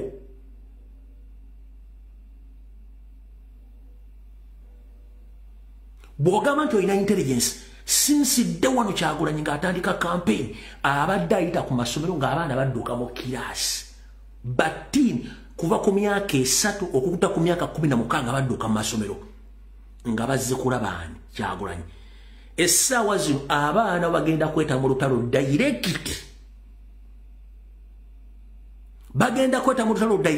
lwaki Bensingo yalita adde waka nga school fees omuzadde zimubuze adde waka nga ali emirundi 3 alya gumu adde waka nga n'omwana endoobe etagirina gy'agenda kwerooberamu omwana adde waka nga ne ku kyala amazzi bagajja kilometers 3 ne ogamba ofuze emyaka 4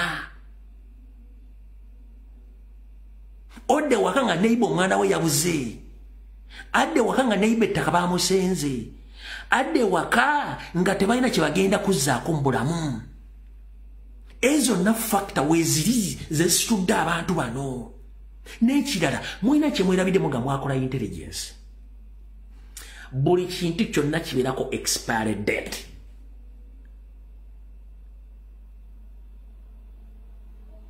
buli kintu kyonna kibeerako expiry date oba muntu yakikoze oba nga Allah yakitonda kibeerako expiry date mwe temwatulako wansi kulowoozaako nti 40 years down the road wagenda kubeerawo expiry date ya regimu yammwe temwakirowoozaako the time is now and when you force yourself more on Ugandans you are going to lose each and everything because generation yene yaffe eriwo eri mu kuexposinga regimu yammwe generation gye tusikidde egamba erindako bino nga twali tetubitegedde yeeyunzeeko kati generation y'abakitaffe ewuuse kati generation y'abajjajja egamba wait a minute bino abasajja baali batugamba baali batufera kati right now ziri generation 3 ey'abajjajja ffe baki enkuyege bezikyakubira enduulu bewolaga omukubya emiggo ono njagala nkuwe analysis eno nga mbeesinga ku reality saagala kuwa kintu nga sina reality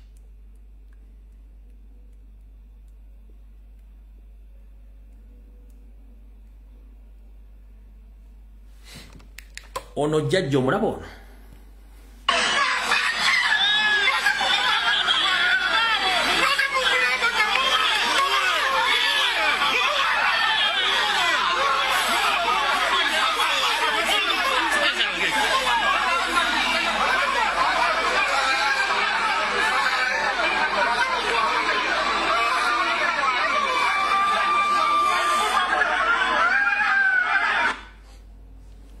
oyo mukadde omulaba Museveni mwafera omukadde oyo Janet mwafera omukadde oyo Salimu mwafera omukadde oyo n'omwana gwazadde mwamufera ne bazzukulu b'omukadde oyo mwabafera be baffe tetugenda bakkiriza mufeera bazzukulu baana baffe nno ekiti tikijja kusoboka yensonga lwaki muzeeyo yazze kubanga bategedde mwafera generation yaabwe ne mufera generation y'abaana baabwe kati generation y'abazzukulu baabwe bannakabiriye yeno kati generation nakasatu ezo zembadde mula buli president waayita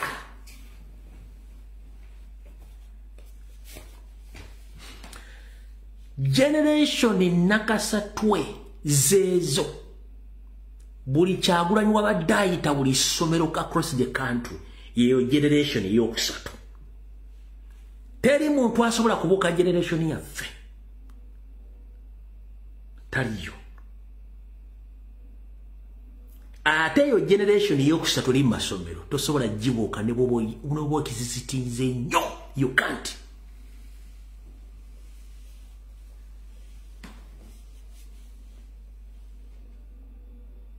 Mwafera jjajjaffe oyo so mu bangi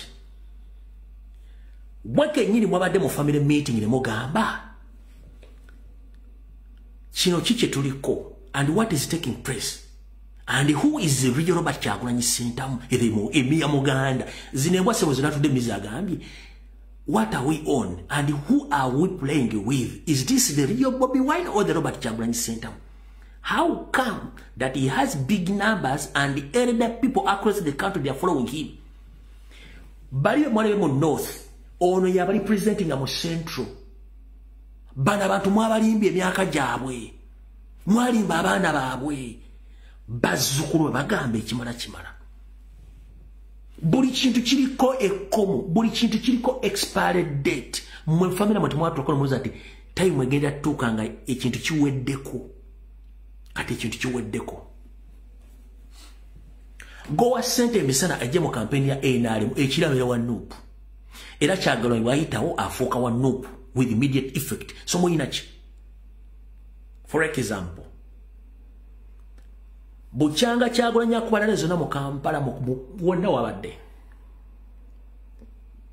Bwaba atambulira abantu abangi. Atambula n'abantu 15. Security bannamawulire ne ba bodyguard be abantu 15 kwaga kwasatu nenga buli ali ku trail eyo alina omugaso numbers ne zibegattako gye babalaze wabula gwe bwogenda okuba campaign kikwetaagisa okufulumya billions 3 ye million ya dollar almost nkiddamu ladies and gentlemen buli Museveni lare jakuba yakakadde ka dola ze billion 3 mwobo kadde okaga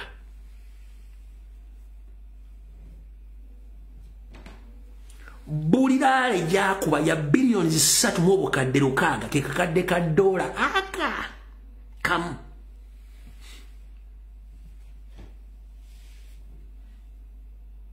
gwete weewuunya omuntu atasasula atasomba ataliisa abantu bajja ki kubanga mulemedde okuzuula ekizibu. The moment you fail to find out the problem as to why people have waken up in big numbers, mugenda kufa mwenna lumu gwewo. Museveni ogenda kufa naturally, mukazi wa agenda kufa, mutabani wa agenda kufa, Sara agenda kufa, abaana bamwe ne bazzukulu bagenda kufa nga bafudde ekintu kye batategeera. Luwawusirwa mmwe. Bana abantu singozi. These are human beings who can analyze and follow the situation. You can't lead your fellow human beings for 40 years without anything. Tosobola kukulembera bantu myaka 4 ngo bafuga mufugo n'otukano bafuga ng'oyagala n'obutoota muli bw'oyita omuli kubanga bafune ebbugumu. Oba otegeeza ki? Koga sobba kwato batulugunyo bassa makomera. Ekizibu tekyuyina bana abasajja baali balowooza nti kuli kintu kigenda kubeerako expired date ne regime eriko expired date, so they failed to find out the reason as to why Bobi Wine gathered numbers of Ugandans. Olw'ensonga bakizudde nti they were lied, they were conned. Because Museveni and his people, they have been around conning, lying, bribing. You don't need to bribe someone to follow you. Just actions.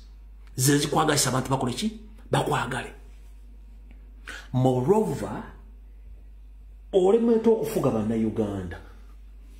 Museveni, the most easiest people to lead across the globe, these are the Ugandans. Statement jengendo okuogera. Njagala mu comment section agamba nti nimba. Oba agamba nti ndi mutuufu ogiteke wao. The most easiest people to lead are the Ugandans. Why? The biggest population of Uganda, they don't care about how the government manage their money or their country. Why? Ovanga ku muntu azaala omwana n'amusomesa n'amuliisa n'anoonyeza omwana omulimo n'akola buli kimu nga tabeesinze ku gavumenti.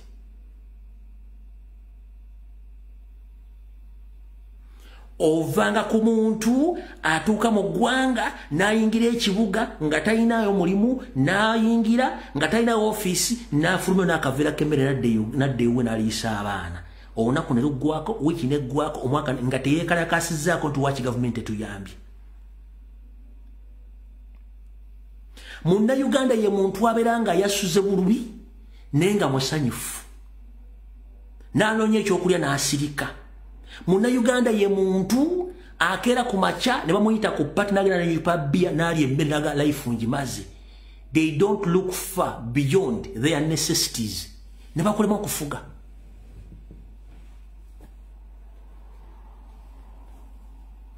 Ne bakolemu okufuga.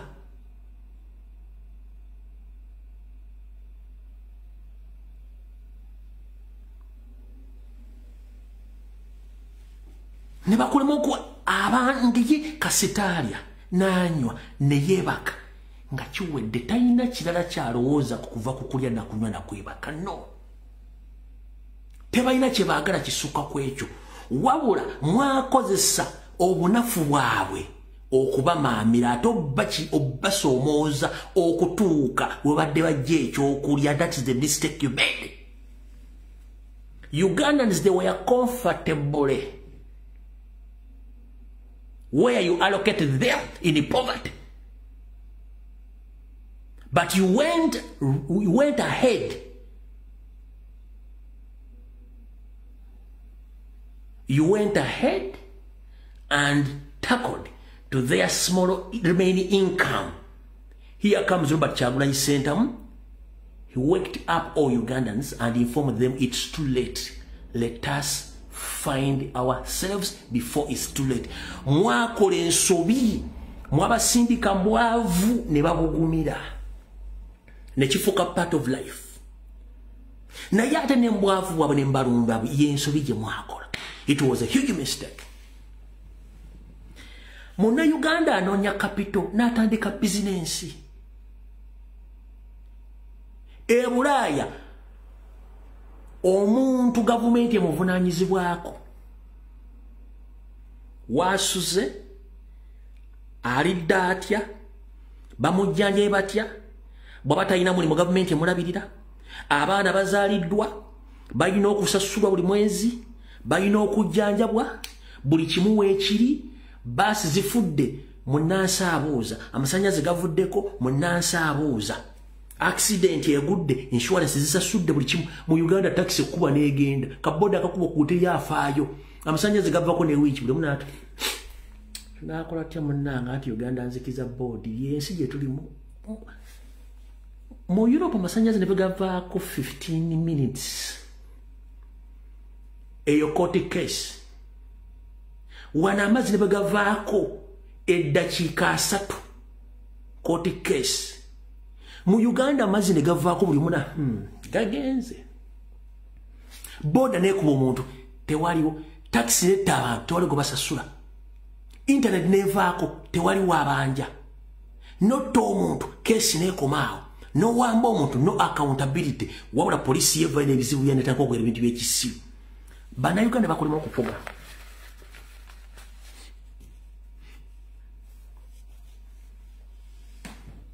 Abo ne bakulema okufuga.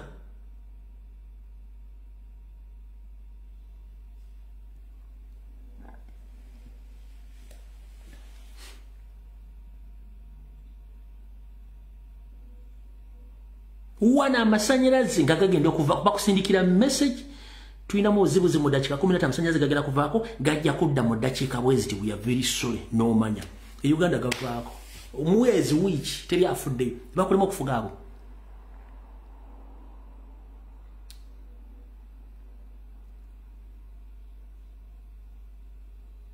abantu bakulema okufuga nojja noyingiza abantu from nowhere. No our national identification batwale ettaka ly'abantu. Nobody complains. Nogenda ne wowola sente expenditure nekulema okulaga. Nokyusa amateeka nga bw'oyagala nga tekuli yeekalakaasiza. Member parliament nayingira mu parliament bateesa ne wabwa enguzi parliament nesigala ngigenda maaso. State House ne bagikolera budget nejja ne budget endala 3 mu mwaka nga babongera sente nga zikola mulimu ki ku muzungu ku nsenzi mwezi manya amateeka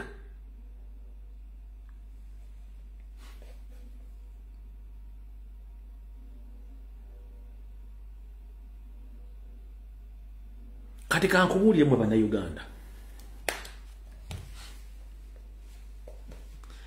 ezo ufa zammwe simanyi ufa notumbula TV wa neighbor na otumbudde ufa biki byonna wanotaddewo chachi wanotadde buli ng'ekibuga kireekana muganda wange wanoza n'okumala omwezi nga todde ka TV okwogera mu good morning oba how are you tekyalina bagula ufa teziriyo Uganda obera neighbor n'asumula ufa nawe kikwazi ogenda ogule ufa omugamba kagenda kuvumbwa kulwana kubanga abantu teri mateeka gakola twetaaga ensi nga buli muntu alina etteeka limukolako twetaaga ensi nga buli muntu afuna mu ssente z'omusolo z'asasula twetaaga ensi nga tewali above the law nga teri muntu asukka mate wano mu nsi z'abazungu obugagga obulagira mu famire yo so si mu public mwenna muli uniquely the same oba olina oba tolina munsi zino obugagga obulagira mu famire yo bw'ofuluma mwenda mbeera kintu eki ne bwozza omusango musigala kyekimu ku levo y'emu ompulya bulungi nnyo obugagga bwo bubeera gwe ne famire ye wali wamulabira so si buleta mu public no nemmwe mu Uganda abafere bebasinga libate ababbi bebasinga libate abatembe basinga libate buli kimu kifudde nti kati mwensi mwagifuula mu ba godfather b'ensi eyo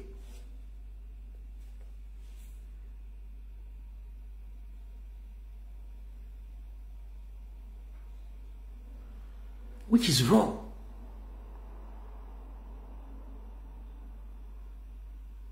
Wano obulamu bw'omuntu ne mu nsi z'abazungu omuntu okufa akuliko ebibuuzo n'okubiddamu kyovula nti omuntu bw'abeera mu ddwaliro bamulabirira ne bamumonitalinga ne waba afudde lipooti ekolebwa nga nnyiniyo January agenda kukkiriza nti omuntu wange yafudde. Ne Uganda gwe bakulamu obukuuza omukka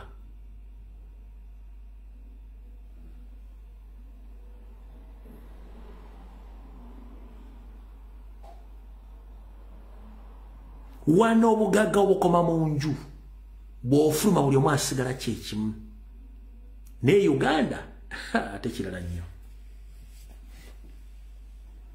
nnyo naye bagamba eryokanga netulaba ensisira bwe zenkana emyoyo naye keetonnye munda Uganda ndi wano okutegeeza ku byobugagga bya Uganda byonna toyinaako wadde n'eki nkiddamu ensonga lwaki tuli mu struggle eno ku byobugagga bya Uganda byonna byoyinako omugabo toyinaako wadde n'eki n'amazzi gennyini ag'ennyanja Victoria toyinaako omugabo ettaka lya Uganda lyonna tolinaako mugabo. Minerals za Uganda zonna tolinaako mugabo. Amafuta togalinaako mugabo. Ompulira bulungi nnyo. Ebibira bya Uganda tolinaako mugabo. N'enguudo zennyini tozinaako sse. Bank tozinaako sse.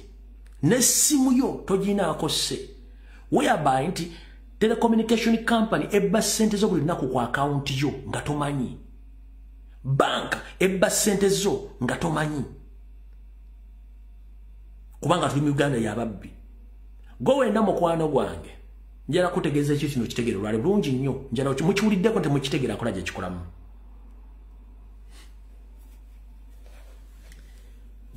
Insurance company eyimiriddewo ku ggwe singa toliwo insurance tebeerawo. Bank eyimiriddewo ku ggwe toliwo bank tesobola kuyimiriddawo. Lwaki? Buli lwogulawo account kitegeeza nti olina okuteekayo ssente. Ssente ezo banka zeekwata n'eziwola abantu n'ejjamu amagoba okutambuza obulamu bwayo. Kati mmwe kye mwerabidde banka egaggawala etya? Banka egaggawala emirundi ebiri. Ssente z'otereseeyo eziwola n'efuna amagoba. Ssente z'otadde ku akawunti banka teyinza kubba nusu 10. Banka ebeera ne bakasitoma obukadde 2 ng'ekubba 0.01 mpaka ku 90. Kati bw'obala 0.1 mpaka ku 90 okufuna siringi emu, ezo sente bank ezibba ku buli account ya muntu mu Uganda on a daily basis baba sente meka. Ne mobile money ekikola. Obusente mutasobola kubala obwo. Kati bakino njagala mukitegerebwe muti obusente bw'otafaayo kubala obwo bwe bugaggawazizza banka ne telecommunication companies. Kati abaali baguzeeko ebintu mu uchumi wano mugendo kitegeerera uchumi ng'ekyaliwo. Mujjukira nti waliwo coin government ziyajja mu circulation nga tezikyakolera mu public naye nga bw'ogenda mu uchumi ezo sente zonna ziba zifissemu ku bintu by'ogula zitakyalina mugaso bazikuwa nga yo uchumi ezikuwa. Kati ezo sente yo uchumi ezikuwa kitegeeza nti yejjeeko burden y'obusente obwo kuba yali genuinely. Kati basinga obukyemba temutategeera lwaki uchumi yatuwanga sente nga ate mu public ezikola. Ne uchumi yandibadde kunega nti ezo sente katuzitwale naye ezikuwa okulaga.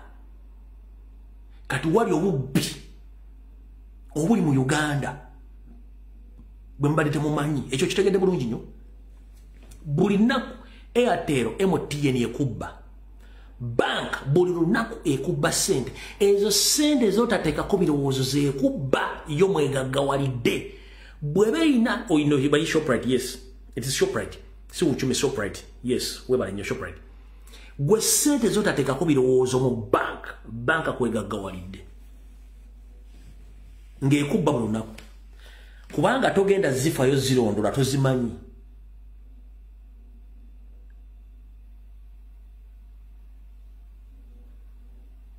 Kati nankabirwa mukyala wa Museveni amasannyalaze g'oteekako ng'osasudde amasannyalaze ago siga egali eri ddala mu data system ya umeme no malala nnyo.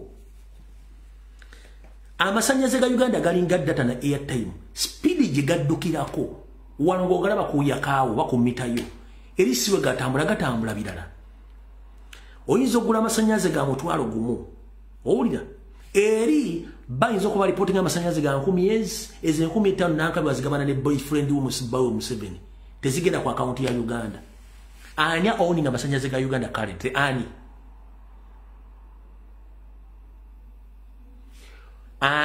owning amasannyalaze ga Uganda?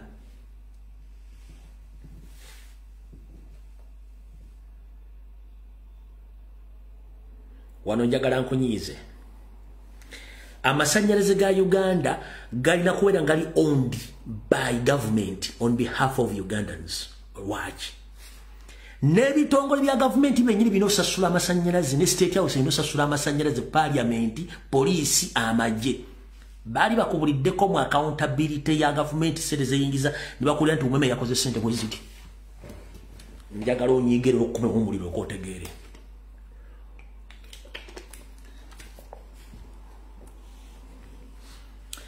bali bakubuliddeko mu financial ya umeme oba amasannyalaze ga Uganda gavuddemu ssente bwe ziti gwe ogasasula amasomero gasasula buli kintu kyonna mu Uganda kikozesa amasannyalaze kebere essimu ssente mmeka zibakola ani nannyini masannyalaze ago ssente ziraga bulijjo temukitunulanga muli awo tuli banna Uganda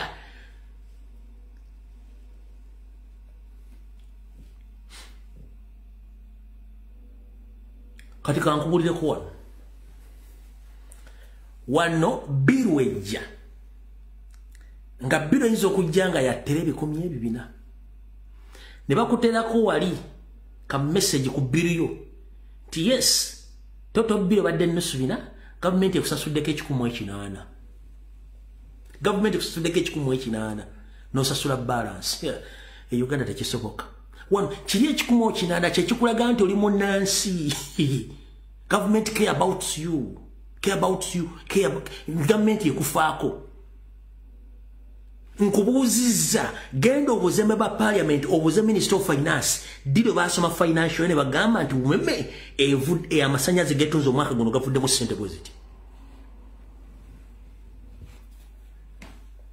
kubanga ne state house esasula amasannyalaze parliament esasula amasannyalaze banka zisasula amasannyalaze barracks zisasula amasannyalaze police esasula amasannyalaze buli kitundu kyonna mu Uganda buli muntu alimu asasula amasannyalaze ssente mmeka ze bakubalira Uganda zefuna masannyalaze eyo just masannyalaze nkuwadde ekifaananyi ky'amasannyalaze buli nju mu Uganda esasula amasannyalaze ssente ziragawa bakuwe total accountability the income and expenditure of Uganda electricity bagikuwe oba bagirina eyo nkuwadde example ya masannyalaze gokka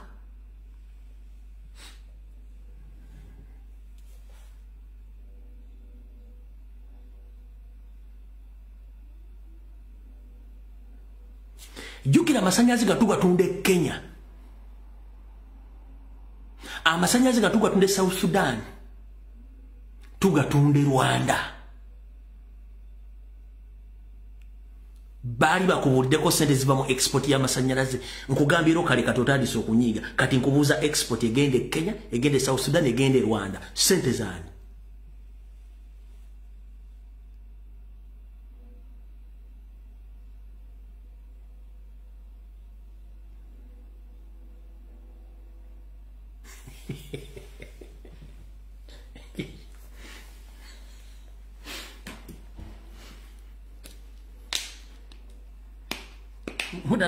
politics ajja kukwatako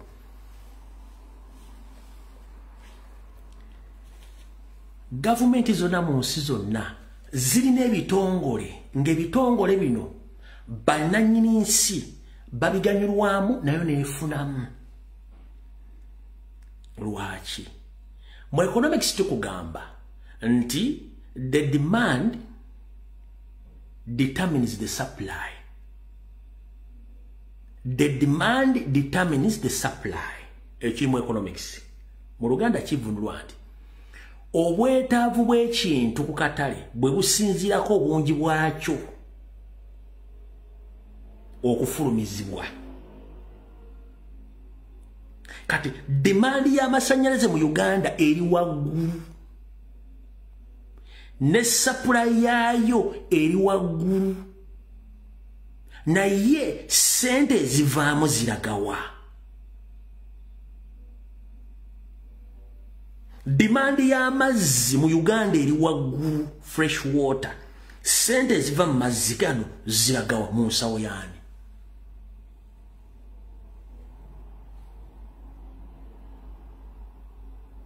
Lero nkuwaddeko masannyalaze n'amazzi. Goldi baba mu explaining na mukimanyi bulungi. Nkuwaddeko mbadde kimbadde mbuusa buli kimu eky'amasannyalaze. Kati oyinza okuga tebinkwata ko naye ng'essimu ye ekyajingira ku ki. Buli lwokwata essimu n'ogiteeka mu charge wekapa ezo sente zo. Sente ziraga who owns women in Uganda? Who owns electricity in Uganda? Mubuuze Kashayija embalirira ennyingiza n'ensaasanya amasannyalaze mu Uganda mukwate ennankabira mu musaleko omutwe.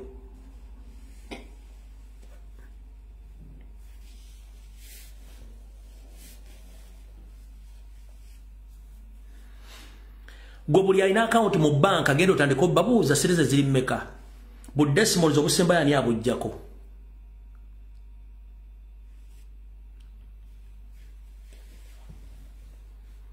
n'ekiremeza Museveni mu Uganda kiriwo ekiti babbye ne batuuka okubanga babbye bibakwasa enswalo bireka nfundikira ekiremeza Museveni ng'oggyeko ebikolobero byakoze babbye eggwanga ne batuuka okuba kati bibabbye bibakwasa ensalo bireka yensonga tebaga ng'oggyeko emisango gye bakozera mu state ng'oggyeko emisango gye bakoze bibabbye ne bibakoze bibaleetera ensalo bireka statement mugifunye bulungi nnyo ekirala baali batuuse mu state ng'eggwanga bali owninze bali tutte nga Janet batayogedde Natasha agenda kwogera Patience agenda kwogera Muhoozi alina okwogera Odreke oba Salimu Sale nga bakoze kingdom yeesajja w'eggwanga lyonna ku bulamuwo ku kusulako ku kwebakaako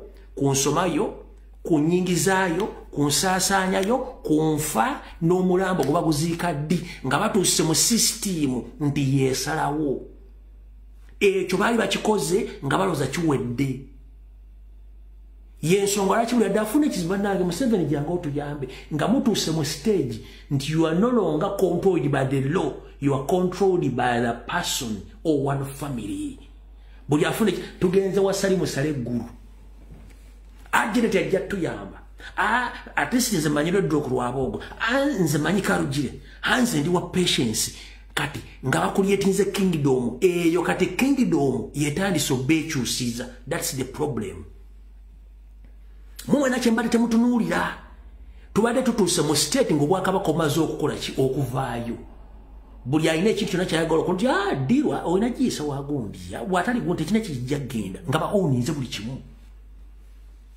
ne bayingira ne business z'abantu babujozi baali bakola nga I don't care about the government kasitamba nga akola series I don't care about the government babafuzi bati I don't care ye life Uganda gye baalimu tebafaayo ku byabufuzi tebafaayo ku nfuga nsimbi ngeri gye bazeewolamu nga tebafaayo kubanga business zibadde zitambula kati batutte batandise okufaayo ku nsi yaabwe okitegedde bulungi n'olwensonga emukoba bankomero tusinkane mukono na kurencha newandikola ekintu okulumya obundowoozi kangu yabekkiriza ekikoledde ekawempe ebadde era ffe tukoledde obulungi ensi yonna etegedde Uganda ebeera mwe tuli ebadde open battle tugenda mu lutalo tugenda mu kalulu buli munna Uganda wonna wooli tugenda mu lutalo si kalulu abadde ayambala ndawo yeemuteekako ey'okubiri abadde ayambala empale emuteekako ey'okubiri abadde ayambala sikaati emuteekako ey'okubiri abadde ayambala t-shirt emuteekako ey'okubiri abadde alya essuwaani ebbiri yongerako ey'okusatu tugenda mu lutalo kano si kalulu kununula nsi we are fighting occupation